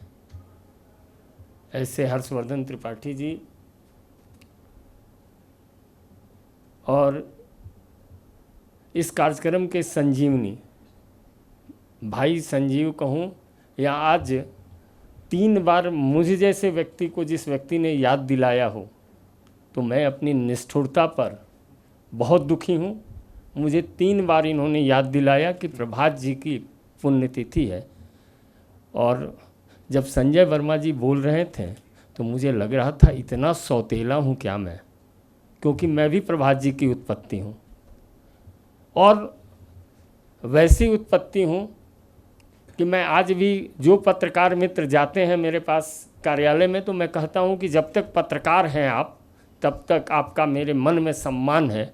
जिस दिन आप बीजेपी की राजनीति करिएगा उस दिन आपको मैं प्रतियोगिता में देखूँगा, उस दिन आपका गला उतारने में कोई कोर कसर नहीं छोड़ूंगा, क्योंकि आप मेरे फील्ड में आना चाहते हैं। और भले ही मेरी उम्र जितनी भी उनसे कम हो, लेकिन मुझे याद है कि जब संवाद से ये मीडिया विभाग बना तो उस मीडिया विभाग के प्रथम बैठक से लेकर मतलब बर्फी वाले समय से लेकर कटलेट वाले समय तक लगभग सभी बैठकों में प्रभात जी मध्य प्रदेश से आते थे, मैं बिहार से आता था।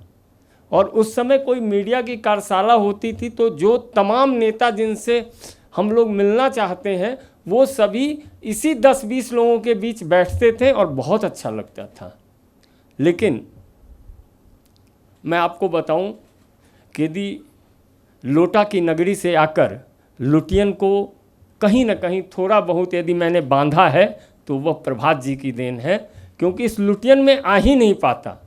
मुझे याद है अंबिकापुर, मेरी जिसकी चर्चा आदरणीय पंकज झा जी कर रहे हैं, मुझे अंबिकापुर बुलाया गया था चुनाव प्रचार के लिए, चुनाव प्रचार नहीं मीडिया विभाग संभालने के लिए।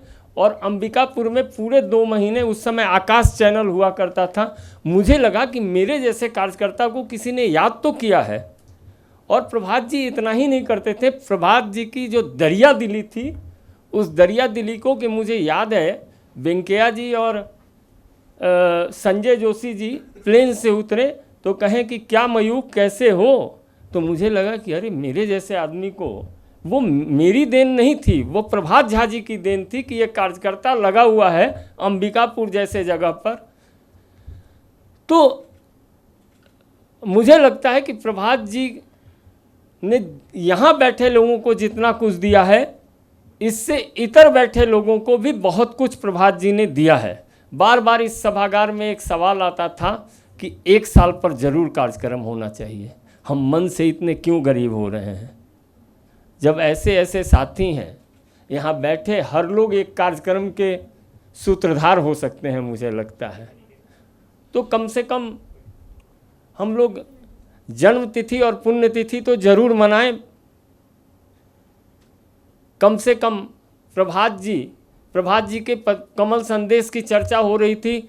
संजीव जी को याद होगा कमल संदेश, विकास आनंद पीछे बैठे हैं, धर्मेंद्र कौशल जी, हम लोग तो मुझे याद है अवधेश कुमार जी अभी अतिथि थे, अवधेश कुमार जी से भी मेरा परिचय प्रभात जी ने ट्रस्ट में कराया था। वो किरण स्मृति न्यास का एक कार्ड देने आए थे 2005-06 में, तो उन्होंने कार्ड दिया और उसी कार्ड से मुझे परिचय हुआ कि ये अवधेश कुमार जी हैं और ये बिहार के रहने वाले हैं।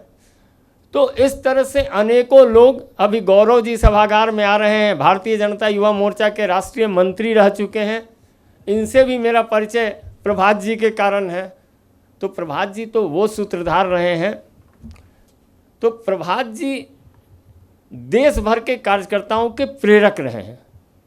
और प्रभात जी से यदि आप मानिए तो मेरी पहली मुलाकात जो है उस कार्यक्रम के पूर्व एक बार युवा मोर्चा के राष्ट्रीय पदाधिकारियों की बैठक मध्य प्रदेश के भाजपा कार्यालय में हो रही थी, तो नीचे एक व्यक्ति टहल रहा था 8 बजे और उसके पीछे पीछे लोग चल रहे थे।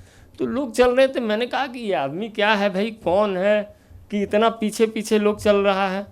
तो लोगों ने कहा ये मीडिया प्रभारी है। हम कहें भाई मैं भी मीडिया प्रभारी हूँ, ये कैसा मीडिया प्रभारी है कि भाई इसके पीछे, हम लोग तो खुद ही पेपर। तो मिला जुला के प्रभात जी का जो ऑरा था, वो मीडिया प्रभारी पद उनसे प्रफुल्लित होता था, या मीडिया प्रभारी का पद केवल उनके पदनाम की चर्चा थी, नहीं तो संगठन के प्रत्येक कार्यों में प्रभात जी रहा करते थे। और प्रभात जी जब सांसद बने तो हम संजीव जी सब लोग चाय पीने जाते थे, तो वो शहर को बहुत चिढ़ाते थे। शहर को चिढ़ाना प्रभात जी के प्रवृत्ति में था कि शहर देखो मैं आ चुका, मैं गांव का एक आदमी। और मैं सीसी डे में एक सांसद आराम से सोफा पर सोता था और इठलाता था कि देखो तेरे लुटियन पर चढ़ के मैं यहाँ राजनीति कर रहा हूँ। तो प्रभात जी उतने जीवट के व्यक्ति, इसमें से कई साथियों को याद होगा कि 10 बजे 11 बजे, वो 10 बजे सीसीडी 11 बजे बंद हो जाता था, लेकिन हम सभी लोग वहाँ बैठते थे। अब वो सांसद को कुछ कह नहीं सकता है, लेकिन लुटियन में आके यदि प्रभात जी ने राजनीति की जो रेखाएं खींची, उन रेखाओं से अनुप्राणित हुआ गांव का कार्यकर्ता। उसको लगा कि गांव का भी कार्यकर्ता दिल्ली जा सकता है, और देश के अनेक कोने से कार्यकर्ताओं को लाकर उन्होंने स्थापित किया। कई लोग भूल गए, कई लोग, वो इन्होंने कहा अभी कि ग्लैमर की दुनिया में फंस गए।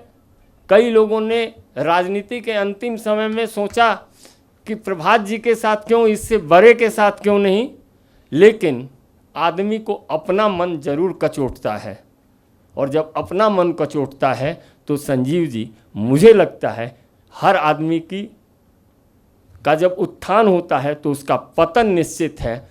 और कभी भी जीवन एक समानांतर नहीं चलता है, दुख और सुख दोनों चलता है। मुझे लगता है संजीव जी, आप प्रभात जी की स्मृति में एक संस्था का निर्माण करें। यहाँ बहुत सारे लोग हैं, और कम से कम 2 जयंती और पुण्यतिथि तो करें ही, लेकिन व्याख्यान माला जरूर करें। और हमको लगता है कि अभी की जो स्थिति है, इसमें बहुत लोग आपके मददगार होंगे, और प्रभात जी के साथ रहने के अनुभवों को यदि साझा किया जाए तो यह सभा हमको लगता है साप्ताहिक सभा बन जाएगी। इसलिए आज के दिन हम उन सभी मित्रों और विशेषकर संजीव जी जो इस कार्यक्रम के संजीवनी हैं, क्योंकि हम लोग तो इस चकाचौंध में यही देखते हैं, मतलब मेरे कहने का जो अर्थ है वो भीतर से निकल नहीं रहा है, लेकिन मैं भी स्वार्थी हूँ, नहीं तो मुझे भी करना चाहिए था, मैं न कर सका, आपने किया है, इसलिए धन्यवाद के पात्र हैं। आपको बहुत बहुत धन्यवाद, और यहाँ उपस्थित आप सुधीजनों को भी बहुत बहुत धन्यवाद कि आपने भी प्रभात जी को याद रखा है। मैं अंत में इतना ही कहना चाहता हूँ प्रभात जी के लिए कि प्रभात जी वही हैं कि दीप हूँ जलता रहूँगा, प्रलय की आंधियों से अनवरत लड़ता रहूँगा, अनवरत लड़ता रहूँगा। बहुत बहुत धन्यवाद। जय हिंद। बिल्कुल संजय जी ने जैसा कहा, मीडिया प्रभारी के रूप में तो जैसे भाजपा में कहा ही जाता है कि वो प्रभात जी लगभग 1993 से 2002 तक वो मीडिया प्रभारी मध्य प्रदेश के रहे और काफ़ी लोकप्रिय रहे। और ऐसे लोग बताते थे कि भाई दूसरा प्रभात जी होना बड़ा मुश्किल है, लेकिन हम लोग देख रहे हैं कि लगभग संजय जी उन्हीं के उस मार्ग पर अभी चलते हुए आज भाजपा में जो मीडिया है उसके लगभग पर्याय बने हुए हैं। तो हम लोग को बहुत गौरव इन पर भी है।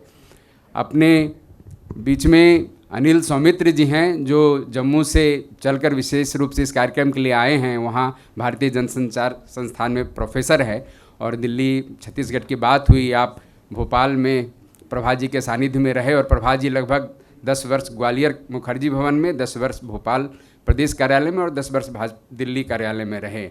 और जैसे कि धर्मेंद्र कौशल जी ने बताया कि वो जो है प्रोफेशनल रूप से तो सहयोग करते ही थे, पारिवारिक रूप से, व्यक्तिगत रूप से भी चिंता करते थे। दिल्ली में भी हम लोग को बताते थे अनिल सौमित्र जी के बारे में, उनके जीवन के बारे में। उनसे निवेदन करता हूं कि हम सबको यहाँ संबोधित। प्रभात जी से मेरा संबंध 1997 से रहा और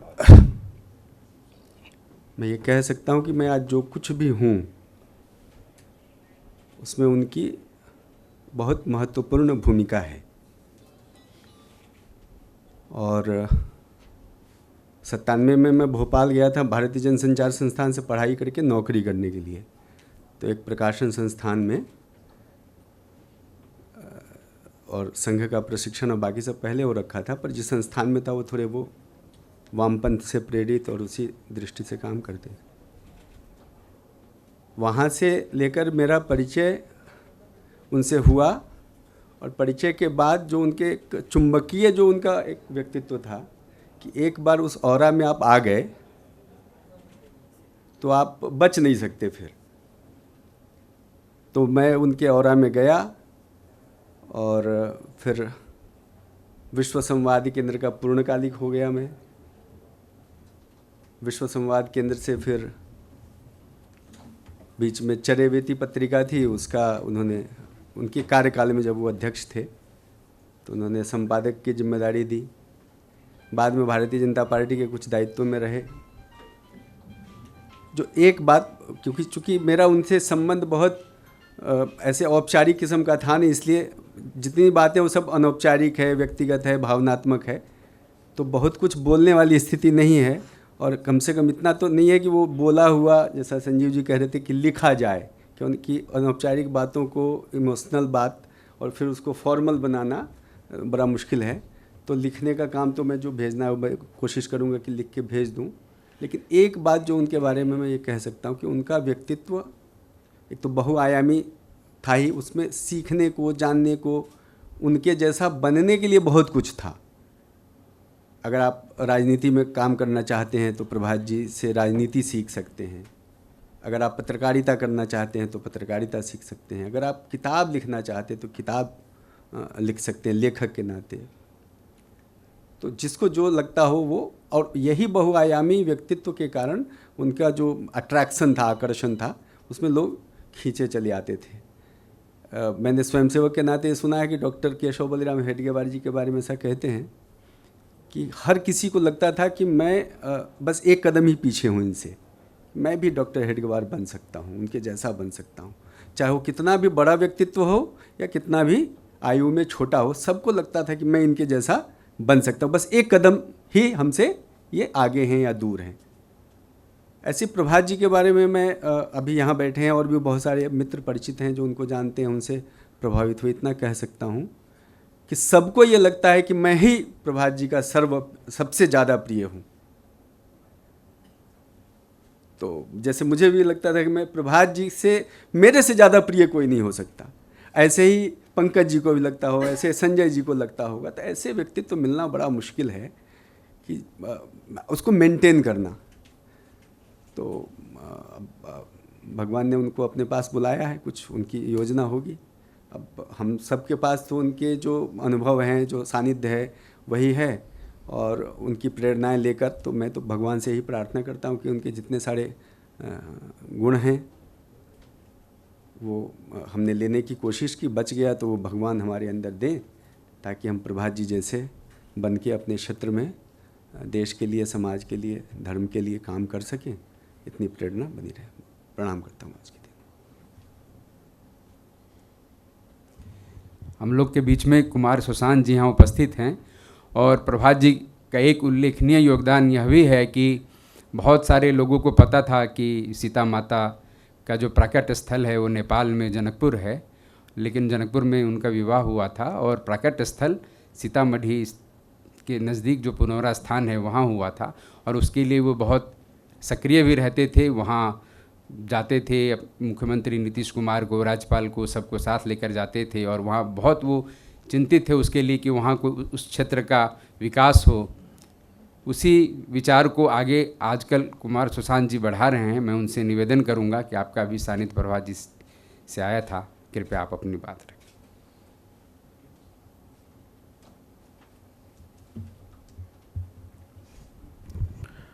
जी, सबसे पहले स्वर्गीय अभिभावक स्वरूप थे, विनम्र श्रद्धांजलि अर्पित करता हूँ।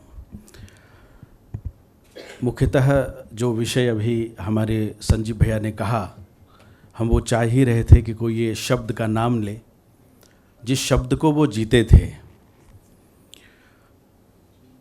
मेरा परिचय संजीव जी ने ही कराया था उनसे, और मुझे लगता है 2021 में, मेरा ज़्यादा समय का परिचय नहीं था,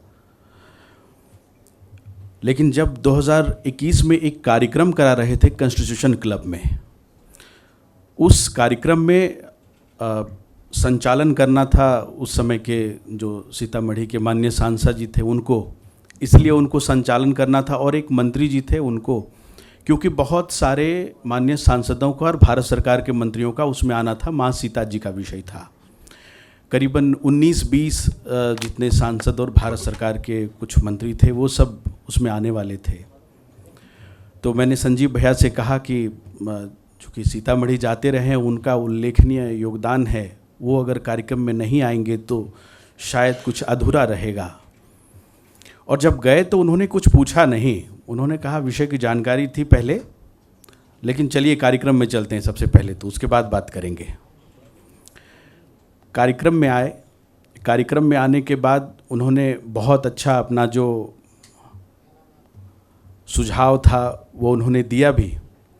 उसके बाद कार्यक्रम के बाद उन्होंने मुझे बुलाया और बुला के कहा कि अब ये बताओ कि ये माँ सीता जी का विषय है, इसको नेतृत्व कौन कर रहे हैं। तो हमने पूज्य गुरुदेव मध्य प्रदेश में नलखेड़ा माँ पीताम्बरा जी के प्रांगण के महंत हैं, तो हमने अपने गुरु जी का नाम लिया। उन्होंने कहा बात कराओ। उन्होंने कहा महाराज श्री, आपको पता है कि माँ सीता जी का जो ये विषय है, ये किस स्वरूप में और किस तरह से लेके जाना है। दोनों में बहुत अधिक बातचीत हुई। उसके बाद एक बहुत अप्रिय घटना घट गई। हम सीतामढ़ी में वहाँ पे एक बड़ी टीम के साथ राम मंदिर के आर्किटेक्ट आने वाले थे, वहाँ लेके गए थे। किन्हीं को कोई शंका हो गई, और जिस होटल में ठहरे थे वहाँ पे उस रात में कुछ लोग आ गए और हम लोगों पे उन्होंने अटैक किया, और वो रात के 12 साढ़े 12 का समय था। और वो घटना इस तरह घटित हुई कि मुझे लगा कि अगर कुछ नहीं बोलेंगे तो शायद आज जो हमारे साथ दूसरे प्रदेश के लोग आए हैं तो कल मेरे साथ नहीं आएंगे। तो हम लोगों ने बहुत मुश्किल से 2:30 बजे रात तक फिर एफर्ट करके उनको अरेस्ट कराया। लेकिन उस घटना ने मुझे बहुत हिला के रख दिया कि ऐसा क्यों हुआ। सुबह होने के बाद एक सबसे पहले व्यक्ति का स्वर्गीय प्रभात जी के फ़ोन आता है, और वो कहते हैं कि ऐसा क्यों हुआ। तो बोले कुछ चिंता मत करो, पता करते हैं। फिर उसके बाद दिल्ली आते उन्होंने बुलाया, और एक चूँकि मेरे जैसे बहुत अनुभव नहीं था, अचानक गुरुजी के निर्देश पे काम करने चले गए थे। लेकिन उस समय शायद अगर उनका सानिध्य नहीं होता तो आज इतने वर्षों तक 2018 से यहाँ 2025 जब चल रहा है, माँ सीता जी के लिए काम करना बड़ा मुश्किल कार्य था। उन्होंने कहा, उन्होंने उस विषय का पता किया। तो विषय क्या था, बड़ा आश्चर्यजनक था। किसी को भ्रम हो गया, वहाँ 2 स्थान है, एक जानकी मंदिर और एक पुनौरा धाम। संजीव भैया चूँकि वहीं से हैं, बहुत अच्छी तरह से जानते हैं। तो किन्हीं को भ्रम हो गया कि ये तीसरे स्थान को प्रमाणित करने के लिए आए हैं। उसके बाद मेरा जो एक कॉन्फिडेंस लेवल था वो इस तरह हिला कि उन्होंने पूज्य गुरुदेव से बात की, और उन्होंने कहा नहीं, हम लोग कहीं भी मंदिर या प्रकट स्थान की हम लोग बात ना करें। जब हम लोग बात करें, उन्होंने देखा गुरुजी के मन में एक प्रबलता थी कि नहीं, काम तो करना ही है, चाहे कुछ भी हो जाए। उन्होंने कहा आज से आप जब सुशांत को भेजेंगे तो ये बोल के भेजेंगे कि हम पूरे सीतामढ़ी को तीर्थ क्षेत्र के रूप में बनाना चाहते हैं, और वहाँ जितने मठ मंदिर हैं सबका जीर्णोद्धार करना चाहते हैं। ये शब्द आज दिया हुआ था तो जो हमारी संस्था है आज भी कहती है कि हम लोग तीर्थ क्षेत्र के रूप में विकसित करना चाहते हैं। वहाँ से जो एक उनका सानिध्य शुरू हुआ, उसके बाद जब भी चाहे विद्यापति जी का कार्यक्रम होता था, चाहे जहाँ भी मैथिली समाज का कोई कार्यक्रम होता था, वो बुलाते थे और मैथिली में कहते थे क्या कर रहे हो, तो कहते थे कि ये जितने भी कार्यक्रम होते थे मुझे कहते थे माँ सीता जी के बारे में बताओ, और जब कभी हिंदी में बोलने की कोशिश करते थे बोलते नहीं नहीं मैथिली में बोलना है सबसे पहले। बहुत कुछ सीखने को मिला। मुझे लगता है कि उतने कम समय में इतनी सारी बातें इतनी प्रबलता के साथ, एक बार कुछ ऐसी बात हो गई कि जिन्होंने मुझे असल में जाके वहाँ मालूम पड़ा कि आज अगर पुनौरा को कोई विश्व स्तर पे जानता है तो वो श्रद्धेय प्रभात झा जी की देन है, जिसको आज भी बिहार सरकार वहाँ पर जाके 882 करोड़ दे के मंदिर बनाने की बात करते हैं। ये उनकी देन है, आज उनकी देन है। जो हमारी संस्था है जो कार्य कर रही है, बिहार सरकार ने 12 एकड़ ज़मीन दी है और हम लोग 833 वर्ष पुराने स्थान पे मंदिर बनाने की बात कर रहे हैं। ये उनकी देन है, उनके हिम्मत और सामर्थ्य देने की देन है। शायद उस समय अगर वो अपने विषय को मुझे प्रोत्साहन नहीं देते, गुरुजी को हिम्मत नहीं देते, तो शायद ये संभव नहीं था। एक और विषय बहुत ध्यान में आ रहा है। एक बार किन्हीं ने जगत गुरु पूज्य स्वामी श्री रामभद्राचार्य जी महाराज को जाकर बताया कि जिस जगह, किन्हीं ने कहा कि कोई आपके परिचित हैं और वो तीसरे जगह को प्रमाणित करने पे लगे हुए हैं। उन्होंने माननीय अश्विनी चौबे जी के यहाँ मुझे बुलाया और कहा कि मुझे ये सुनने में आया है कि कोई तीसरे जगह कोई संत प्रमाणित कर रहे हैं, ऐसा है, ये क्या विषय है? तो हमने कहा नहीं, ये तो है ही नहीं। अब उनको कौन समझाएगा, कौन बताएगा? किन्हीं में वो हिम्मत नहीं थी, क्योंकि वो एक गलत इंटरप्रिटेशन हो रहा था जो था ही नहीं। लेकिन जब हमने ये श्रद्धेय प्रभात झा जी को बताया कि इस तरह का विषय एक आ रहा है, दिक्कत हो रही है, तो सबसे उन्होंने कहा नहीं, मैं बात करता हूँ, और आगे गए और विषय को उन्होंने रख करके, और इस तरह से कई बार ऐसी चीज़ें आज ही हमने अपने फेसबुक पोस्ट में डाला कि शायद वो अगर होते तो आज जितनी समस्याएं बहुत सारी संस्थाओं को आ रही है, केवल ये एक नहीं है कि कोई सरकार आके एक मंदिर बना रही है, बहुत सारी संस्थाओं को आ रही है, वो नहीं आती। मुझे लगता है समय की कमी है। संजीव भैया, over to you. Jha ji से निवेदन करता हूँ कि कृपया यहाँ आए। आदित्य झा जी राजनीतिक रूप से भी उनके साथ रहे और बहुत पारिवारिक रूप से भी आपकी निकटता थी। मुझे ऐसा लगता है कि जब आप किसी से मिलते हैं तो भाग्य से मिलते हैं, और ऐसा ही भाग्य हमारा भी था कि हम प्रभात जी से अचानक ही मिले थे। और मुझे जब प्रभात जी से मिलना हुआ तो प्रभात जी से ना मेरा परिचय था, ना प्रभात जी को मैं जानता था। संघ के एक हमारे अधिकारी थे, उन्होंने कहा था कि आप पार्लियामेंट एनेक्सी चले जाइए, वहाँ आपको एक व्यक्ति मिलेंगे, उनसे आप मिलिएगा। तो जब मैं प्रभात जी से मिला तो उन्होंने मुझे कहा कि आपके विषय में चर्चा हुई है और आपको भारतीय जनता पार्टी के एक राष्ट्रीय महामंत्री के साथ काम करना है। आज जब मैं ये कह रहा हूँ कि मैं प्रभात जी को नहीं जानता था, प्रभात जी मुझे नहीं जानते थे, तो शायद बहुत लोगों को आश्चर्य होगा, लेकिन मेरा नाम आदित्य झा है, उनका नाम प्रभात झा है, तो ऐसा लोगों को लग सकता है कि कहीं पहले मिले होंगे। प्रभात जी ने मुझे कहा कि आपको राष्ट्रीय महामंत्री भारतीय जनता पार्टी के साथ काम करना है। मैंने कहा जी ठीक है। उन्होंने कहा आप 3 बजे राष्ट्रीय कार्यालय आ जाइए। मैं 3 बजे राष्ट्रीय कार्यालय पहुंचा तो जिस राष्ट्रीय महामंत्री के साथ मुझे काम करना था वो थे शिवराज सिंह चौहान, और मुझे उनके साथ उन्होंने कहा कि आपको इनके साथ काम करना है।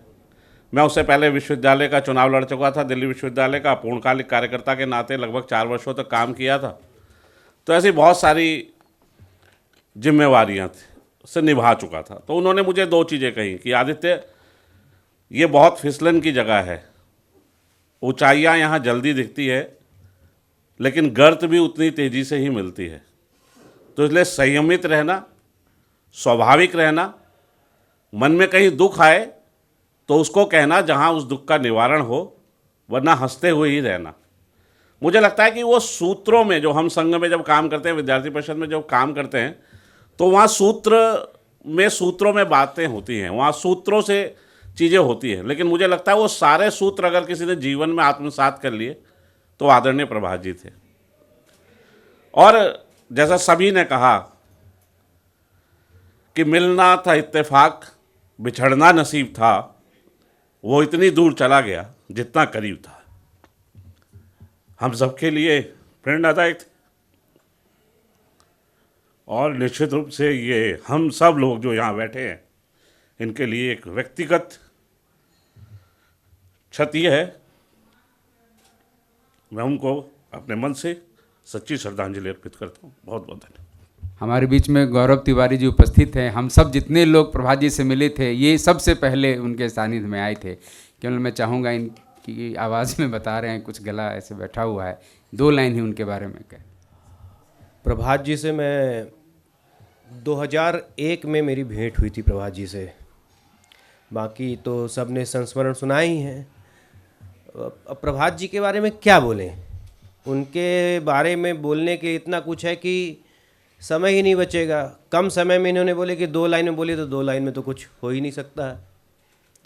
तो प्रभात जी जो थे वो तीक्ष्ण बुद्धि के थे। दीप कमल, आपने कमल संदेश का बताया कि उसको उन्होंने यहाँ से वहाँ तक पहुँचाया, और उसको पहुँचाते हुए संजीव जी ने देखा, पंकज जी ने देखा, आदित्य जी ने देखा, धर्मेंद्र जी ने देखा, हमने देखा। सीखने लायक चीज़ थी कि एक पत्रिका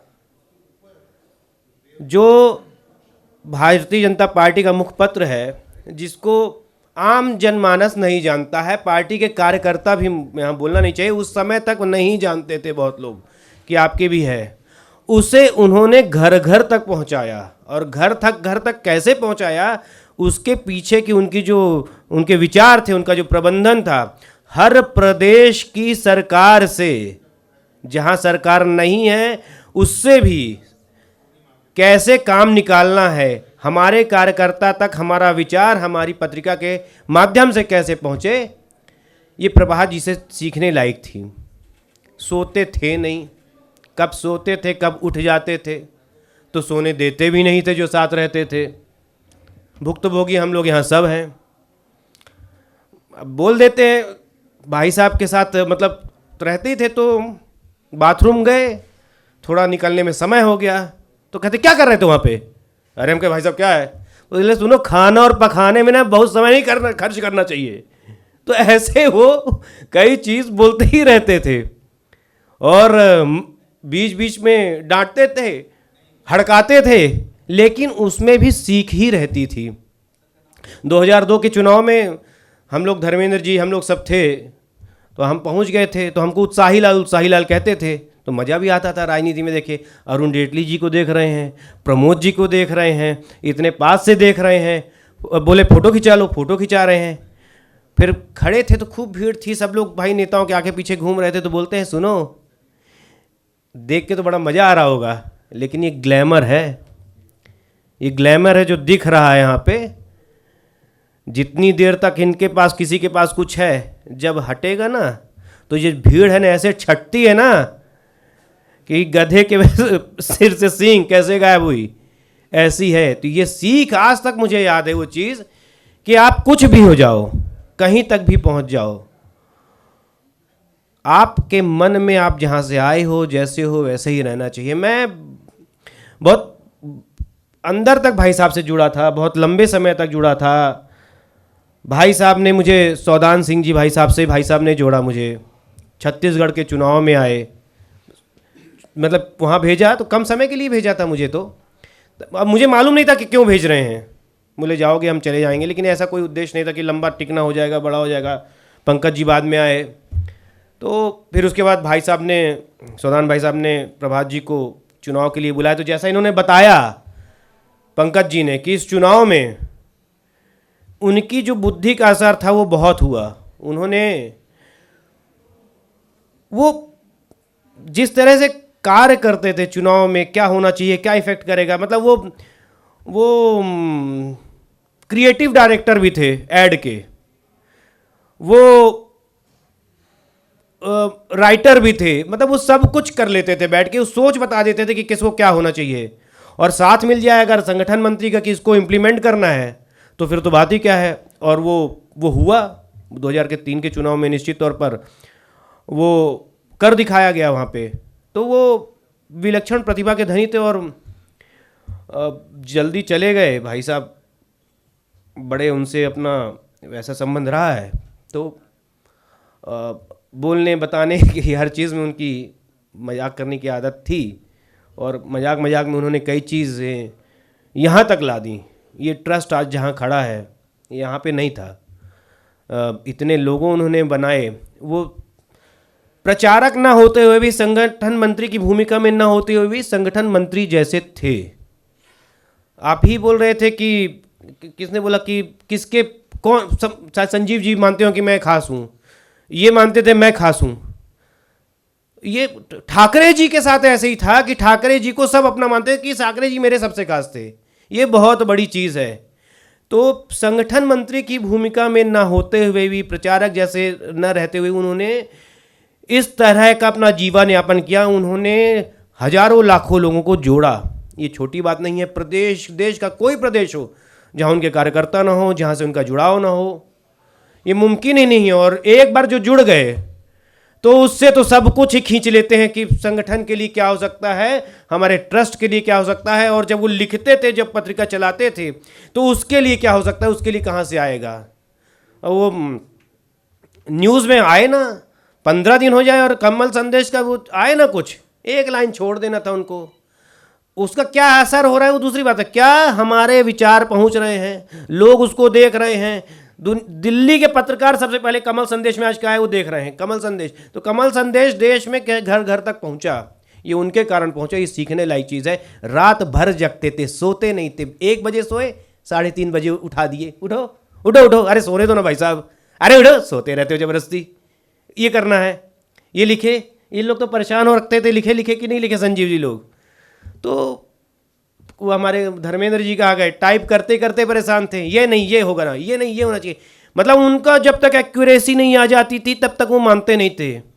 मतलब उन्होंने कई चीज़ बोला, वो सीखते भी थे। जैसे वो बोलते थे, मुझे याद है कि प्रमोद जी के बारे में बोले, प्रमोद महाजन जी से सीखना चाहिए गौरव कि यहाँ पे कोई भी एक छोटा सा अगर गलत हो गया है उनकी नज़र से वो बच नहीं सकता। तो ये सीखने लायक चीज़ है।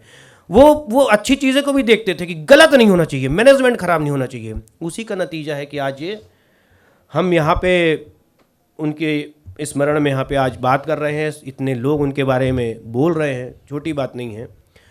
तो ऐसे समय में याद तो हम लोग अक्सर ही करते हैं, रोज ही करते हैं। प्रभात जी तो मन में बसे हुए हैं। तो आज पुण्यतिथि के अवसर पर मैं नमन करता हूँ। धन्यवाद। बीच में अशोक जी यहाँ उपस्थित हैं, विद्यार्थी परिषद के आप राष्ट्रीय मंत्री रहे और अभी उत्तर प्रदेश में पिछड़ा वर्ग आयोग के माननीय सदस्य। आपसे निवेदन है कि अपने विचार यहाँ। आदरणीय प्रभात जी से मेरा संपर्क 2002 में आया था लखनऊ में। वैसे तो मैं विद्यार्थी परिषद से अभी वापस ही हुआ था और मुझे वहाँ बीजेपी चुनाव में कुछ काम मिला था।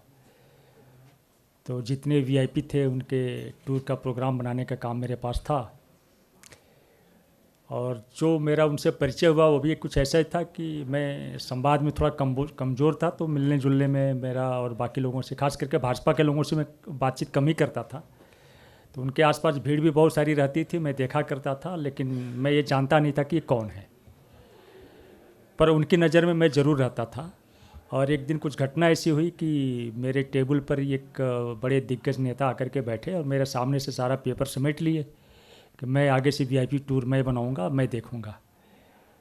चूँकि वो बड़े नेता थे, उनको टिकट नहीं मिला था, खाली थे और फ्रस्ट्रेटेड थे, तो थोड़ा सा आकर के उन्होंने अपनी कुंठा भी निकालनी थी। तो मैं भी उनको कुछ बोल नहीं पाया और लेकर के उन्होंने ऐसा उल्टा सीधा प्रोग्राम पढ़ा। कुछ संजोग ऐसा था कि उस दिन बाहुबलियों के सारे टूर लगने थे उनके यहाँ, और उन्होंने प्रोग्राम बना के सबको बोल भी दिया कि हाँ मैं तुम्हारे यहाँ फलाने को भेज रहा हूँ, फलाने को भेज रहा हूँ। और वो लोगों ने उनके यहाँ स्वागत की भरपूर व्यवस्था कर रखी थी। 200 400 गाड़ियों का काफिला लगा रखा था। लेकिन ये हमारे जो नेताजी थे, इनको ये आइडिया नहीं था कि वीआईपी प्रोग्राम बनता है तो उनके लैंडिंग का, बाकी का, चॉपर का, बहुत जगह से अप्रूवल लेनी पड़ती है, सब चीज़ें देखनी पड़ती है। जब अप्रूवल हो जाते तब प्रोग्राम उनके कन्फर्म होते हैं। इसका उनको कोई ज्ञान नहीं था, मेरे से उन्होंने पूछा नहीं था और मीडिया में फ्लैश हो गया था। अगले दिन वो प्रोग्राम हुए नहीं थे। तो उधर से उन लोगों ने जब फ़ोन किया और जिस भाषा का वो लोग उपयोग करते थे और जिस तरह से वो लोग गालियाँ सुनाना किए, तो कोई फ़ोन इंटरटेन करने वाला नहीं था वहाँ पर। सब भाग गए थे। वो खुद नेताजी भी भाग गए थे। मेरे सामने बड़ी धर्म से कि मैं क्या करूं, मैं कहाँ जाऊं, मैं तो नहीं छोड़ सकता। तो मेरी चिंता देख करके वो दूर से आए मेरे पास, भाई अशोक क्या परेशानी है तुमको। तो जब ये नाम लिया तो मैं क्लिक किया कि ये क्यों मेरी चिंता कर रहे हैं। तो नहीं भाई साहब ऐसी ऐसी बात है, क्या मेरे साथ आओ, चलो चाय पीते हैं। चाय पिलाया, बात किया और बात करते करते मैं उतने देर में मैं घुल गया, काफ़ी घुल गया। और घुलने के बाद वो उनकी छवि और उनका स्वभाव वो मेरे जहन में बैठ गई और आज तक वो पहली मुलाकात और वो मुझे याद है। और जब मैं उन्होंने कहा कि नहीं मैं तो प्रभा जी से मेरा कोई बाकी आगे बहुत ज़्यादा रिश्ता नहीं रहा, न मेरा कोई काम का रिश्ता रहा, लेकिन उनकी छवि मेरे दिमाग में अंकित रही कि जिस तरीके से मैं उनके लिए कुछ भी नहीं था उस समय। और उस समय वो मुझे लगता था कि मध्य प्रदेश के मीडिया प्रभारी हुआ करते थे। लेकिन जब मेरा परिचय है तो मैं आखिर समय तक तो यही जानता था कि बिहार के रहने वाले हैं। तो भाषा शैली और ये सब चीज़ें ऐसी थी कि हम लोग बड़ा करीब थे। लेकिन बाद में मैं जब अंतरंग हो गया उनसे तो मैं बड़ी हंसी मजाक होती थी कि आप बिहार भी कब्जा किए हैं, झारखंड भी कब्जा किए हैं, यूपी भी कब्जा कर लेंगे, मध्य प्रदेश कब्जा किए बैठे, हम लोग कहाँ रहेंगे। कहे नहीं आप लोग सब जगह रहेंगे और आप ही लोग रहेंगे, मैं तो बस यात्री हूँ, चलता रहता हूँ, देखते रहिए। बस इतने में संक्षिप्त अपनी याद के तौर पर आपके सामने मैं आज समापन की ओर है। 2 लोगों को और बोलना है। प्रभात जी से एक जुड़ा मेरा संस्मरण बहुत प्रेरक है। वो मुझे कुछ नोट करा रहे थे और मैं लिख रहा था, फिर मैं उकताने लगा। मैं कहा भाई साहब मुझे जाना है कार्यक्रम में। नहीं लिखो और लिखो, मेहनत बहुत करवाते थे और बहुत लिखवाते थे। तो कार्यक्रम में जाने के लिए मैं लेट हो रहा था, बोला नहीं लिखो, फिर मैं चलता हूँ, मैं तुमको छोड़ दूँगा, मैं वहाँ छोड़ दूँगा गाड़ी से। तो फिर जब वो पूरा हो गया तो मैं कहा भाई साहब अब तो समय नहीं है। तो कहा चलो मैं गाड़ी से छोड़ देता हूँ, कहाँ जाना है। तो मैंने कहा हमारे मधुबनी के एक सांसद रहे भूपेंद्र झा जी, उनका देहांत हो गया है। तो वो गए, गाड़ी से छोड़े, कहा कि चलो मैं भी चलता हूँ। मैं कहा भाई साहब ये तो कम्युनिस्ट पार्टी के सांसद रहे हैं, मैं तो सब जगह चुपचाप, मेरी पहचान नहीं है तो मैं चला जाता हूँ। कहा नहीं मैं भी जाऊँगा। और वो उस समय सांसद हो गए थे। फिर वो वहाँ गए तो सब लोग बड़े देख करके ये अचंभित हो गए कि प्रभा झा जी आए। तो उन्होंने कहा कि नहीं, कि विचारधारा भले ही अलग हो लेकिन यदि आदर्शवाद एक है तो हम सब लोग एक हो सकते हैं। और भूपेंद्र झा जी ऐसे ही बहुत अच्छे नेता थे, इसलिए मैं यहाँ आया। तो इस तरह की बहुत उनमें खूबियाँ थी। मिथिला मैथिली के भी जो कार्यक्रम होते थे उसमें कोई भी उन्हें बुलाता था तो उसमें जाते थे। बहुत, हालांकि वो मुंबई में रहे, ग्वालियर और भोपाल में, लेकिन अपनी जड़ों से बहुत लगाव रखते थे और बराबर गांव को याद करते थे और विभिन्न मांगलिक अवसर वो वहीं से संपन्न करते थे, वहाँ जाते भी थे।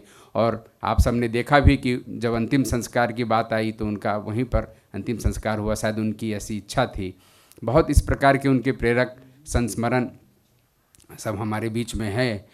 अब हमारे बीच में शिव शक्ति जी आ गए हैं और उनसे पहले मैं चाहूँगा कि 2 वक्ता और हैं, एक मुन्ना रजक जी हैं और एक हमारे बीच में राम प्रसाद त्रिपाठी जी हैं।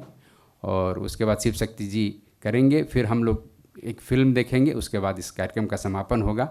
मैं मुन्ना रजक जी से निवेदन करता हूं कि कृपया बस 2 मिनट में अपनी बात। नमस्कार साथियों, सबसे पहले मैं उनके चरणों में नमन करता हूं। प्रभात जी से हमारी मुलाकात कमल संदेश में संजीव जी ने कराया था, क्योंकि हमारा आना जाना कमल संदेश में रहता था। फिर बहुत ही सरल और सहज स्वभाव के व्यक्ति थे। कभी भी ऐसा नहीं लगता था कि वो इतने बड़े संपादक हैं।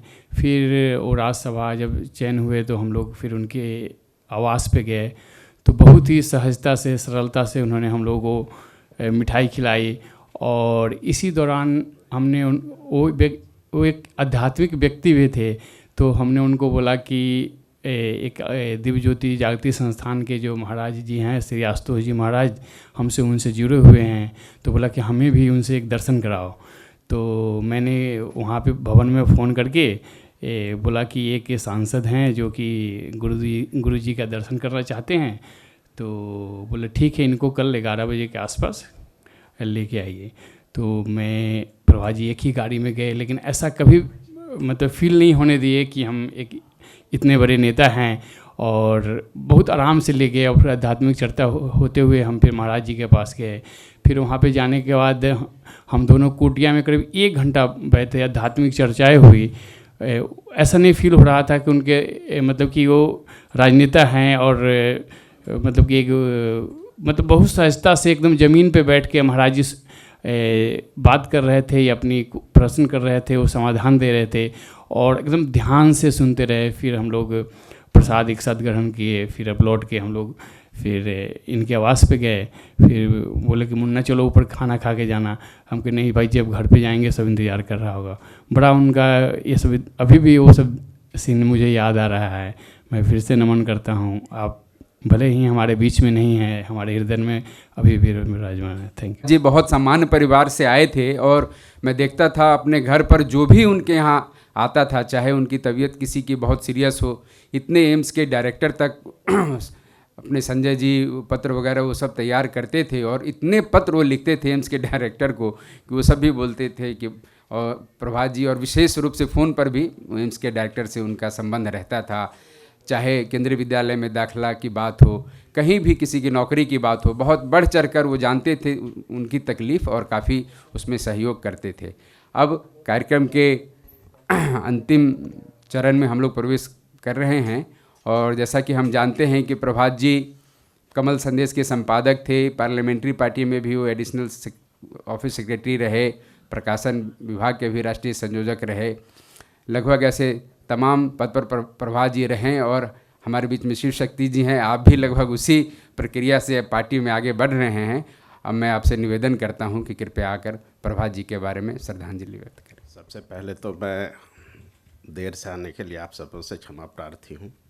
असल में एक बैठक अपनी भाजपा की थी, और वो 7 बजे से होने वाली थी, लेकिन शिव प्रकाश जी ने उसे 6 बजे से कर दिया।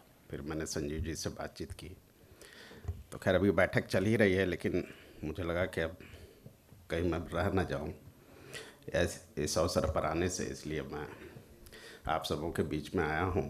आपसे क्षमा मांगता हूं। माननीय प्रभात जी हमारे लिए अभिभावक के स्वरूप में रहे, और उनकी जो सीख है वो आज भी हमें लगातार हमारा मार्गदर्शन करते रहती है। और कहीं ना कहीं उनके कारण जब से भारतीय जनता पार्टी कमल संदेश में हम लोग आए, तो हमेशा ऐसा लगता था, मुझे ही नहीं बल्कि कमल संदेश जिसे हम एक परिवार मानते हैं, और उसमें कई लोग साथ में रहे भी, जैसे संजय जी साथ में रहे, और कई लोग अभी जीवन के दूसरे अपने क्षेत्र में चले गए हैं, फिर भी आज वो हमारे परिवार के सदस्य हैं। तो हमारे उस परिवार के सदस्य को जोड़ने वाले उसके योजक हमारे श्रद्धेय प्रभात जी ही थे। और मैं तो विद्यार्थी परिषद का कार्यकर्ता था, और उस ज़माने में मेरी सक्रियता बहुत अधिक थी। मतलब अभी तो जैसे मैं बहुत बैकग्राउंड में काम करता हूँ, पीछे रहकर काम करता हूँ, लेकिन जब जेएनयू में छात्र राजनीति वहाँ पर अपने चरम पर थी, और विद्यार्थी परिषद में, और लगातार कई बार बहस वगैरह में भाग लेता था। तभी भारतीय जनता पार्टी की ओर जाना, उसे कार्यालय में भी जाना, एक मतलब विद्यार्थी परिषद की जो उस वक्त की सीख थी, पद्धति थी, या आज भी है, और ठीक नहीं माना जाता था। क्योंकि हमें माना जाता था कि अपने क्षेत्र में काम करना, राजनीतिक क्षेत्र से दूरी बना कर रखनी है। और उसी क्रम में जब मेरी सक्रियता थी और टीवी वगैरह पे मैं जाता था डिबेट में, तो संजीव जी ने एक बार मुझे फ़ोन किया कि प्रभात जी आपसे मिलना चाहते हैं। तो प्रभात जी से के साथ एक ही मेरा संपर्क था कि तभी माननीय भैरव सिंह जी उपराष्ट्रपति थे देश के, और हम लोग विपक्ष में भारतीय जनता पार्टी आ चुकी थी। तो जेएनयू में हम एक कार्यक्रम करना चाहते थे, उसमें उपराष्ट्रपति भैरव सिंह जी को बुलाना चाहते थे अपने विद्यार्थी परिषद के मंच पर। तो हमारे प्रांत संगठन मंत्री ने कहा आप एक पत्र लिख के जाकर कार्यालय में प्रभात जी को दे दीजिए, मेरी बात हो गई है। तो वही मैं उस ज़माने में पहली बार मैं भारतीय जनता पार्टी का केंद्रीय कार्यालय 11 अशोक रोड गया। वहाँ पे मैंने पूछा प्रभात झा जी से मिलना है मुझे। तो एक व्यक्ति आया, वो पैंट शर्ट पहना हुआ था, उसने मुझे देखा, उसने कहा क्या काम है? तो मैंने कहा ऐसे ऐसे विषय। तो उसने पत्र ले लिया और फिर कहा ठीक है आप जाइए। तो मुझे लगा शायद यही प्रभात जी हैं, तो वही छवि मेरे मन में थी। और जब संजीव जी ने कहा कि आपको मिलने के लिए बुला रहे, तो मैं चला आया कमल संदेश। और पहली बार मैं आया और संजीव जी, मुझे याद है, मुझे वो पेट्रोल पंप के पास से लेकर आए, मैं बस से उतरा और वो वही कमरा जिसमें प्रभात जी बैठते थे, जिसमें आजकल हम लोग बैठ के करते, मैं आकर बैठा और मेरे मन में उनका इंतज़ार करने लगा, क्योंकि शाम के समय वो आते थे। फिर माननीय प्रभात जी वहाँ पर आए तो मेरे मन में तो छवि वो थी जो पैंट शर्ट पहने हुए जो जिस व्यक्ति से मिला था, और ये कुर्ता पैजामा बंडी ऐसे पहने हुए, और मतलब एक वयस्क व्यक्ति, मतलब उस तरह के बहुत गंभीर व्यक्ति इस तरह से। तो मुझे लगा ये भी मिलने आए होंगे। तो थोड़ी देर मैं जब बैठा और बातचीत होने लगी और थोड़ी देर बात आगे बढ़ी, तो मुझे तब समझ में आया कि प्रभात जी यही हैं। तो वो मेरा पहला परिचय उनके साथ था। और उसके बाद कई बार उनके साथ बातचीत, चर्चा, और मैंने भी अपने मन की बात की, ये होना चाहिए, भाजपा में ऐसा होना चाहिए। कई अपनी बातें उस वक्त विद्यार्थी मन में जो होती थी वो मैं उनको बताता था। तो उन्होंने एक बार मुझे कहा, ये सब जो आप करना चाहते हैं ये विद्यार्थी परिषद में रहकर नहीं होगा, आप भाजपा में आ जाइए।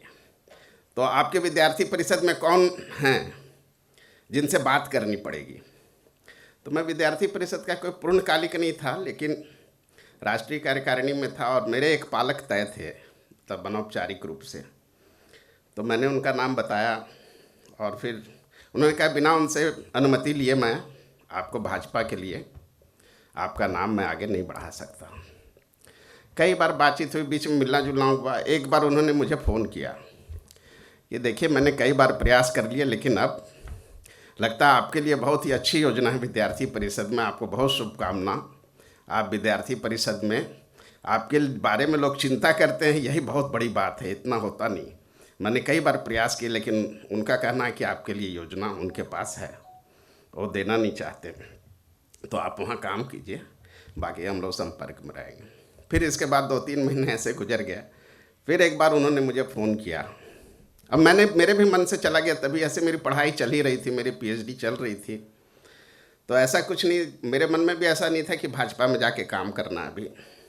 तो फिर एक दिन उन्होंने फ़ोन किया, उन्होंने कहा, देखिए इस तरह से नहीं होगा, आप स्वयं जाकर एक बार बात करेंगे तभी बात बन पाएगी। आप क्या है, मेरे बात करने से नहीं बनेगा, आपको स्वयं बोलना पड़ेगा।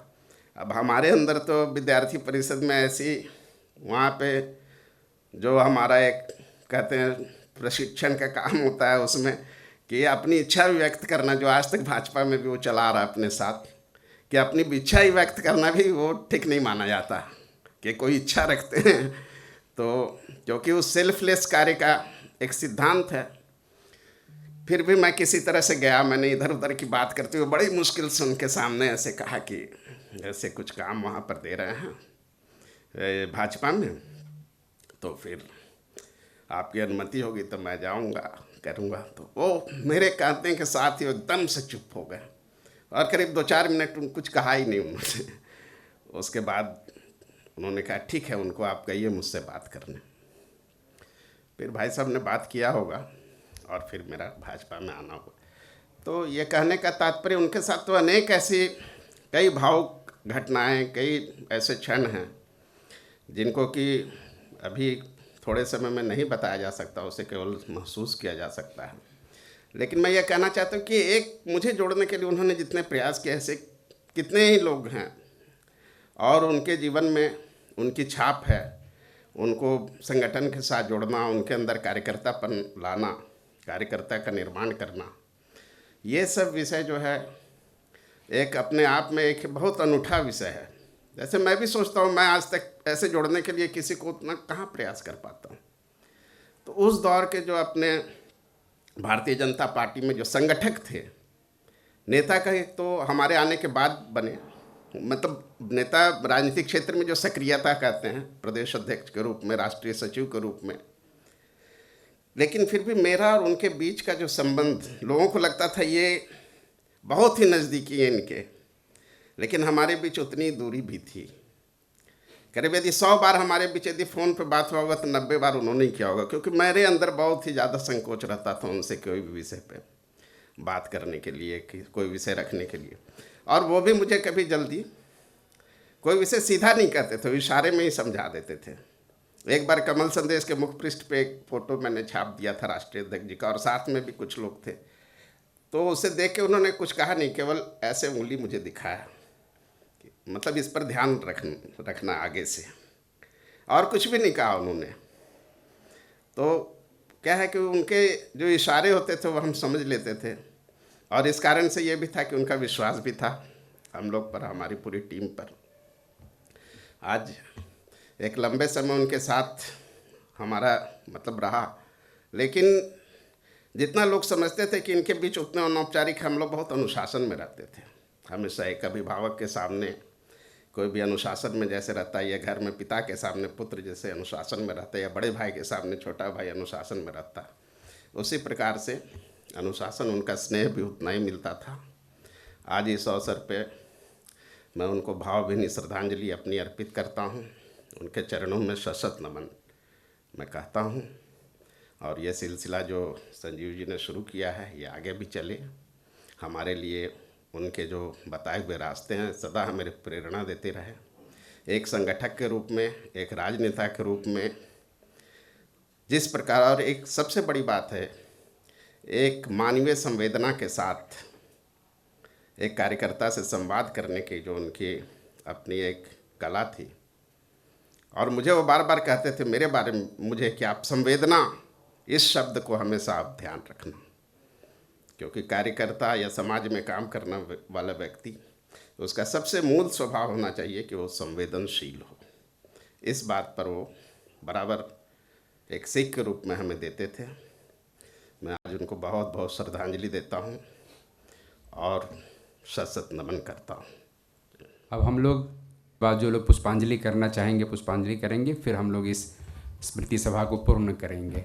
प्रभात जी के बारे में जैसा कि शक्ति जी ने बताया कि किस प्रकार से उन्होंने पार्टी से जोड़ा, अद्भुत लोग संग्रहित है। ऐसे सैकड़ों लोग, चाहे वो ग्वालियर में हो, चाहे भोपाल में या दिल्ली में, इस प्रकार से सुनाते हैं कि पार्टी से कैसे युवा प्रतिभा को जोड़ते हैं। अब हम देख रहे हैं ऐसे इस प्रकार से कमी हम लोग देख पाते हैं कि ऐसे नेता बहुत अब हैं ही नहीं, जैसे प्रभात जी ने जिस प्रकार के लोग संग्रही और परिश्रम के प्रकाश था। जब वो स्वदेश में थे तब इतनी रिपोर्टिंग करते थे, और अयोध्या आंदोलन में जो रिपोर्टिंग करके 500 किलोमीटर दूर रात भर की यात्रा करके स्वदेश में उन्होंने उस समाचार को छापा। बहुत अद्भुत तरीके से जीवंत उनकी लेखनी होती थी। तो स्वदेश में थे तब भी उतनी ही मेहनत। जब मीडिया प्रभारी थे मध्य प्रदेश के, तब वो एकदम पर्याय ही हो गए थे कि मीडिया प्रभारी मतलब प्रभात झा।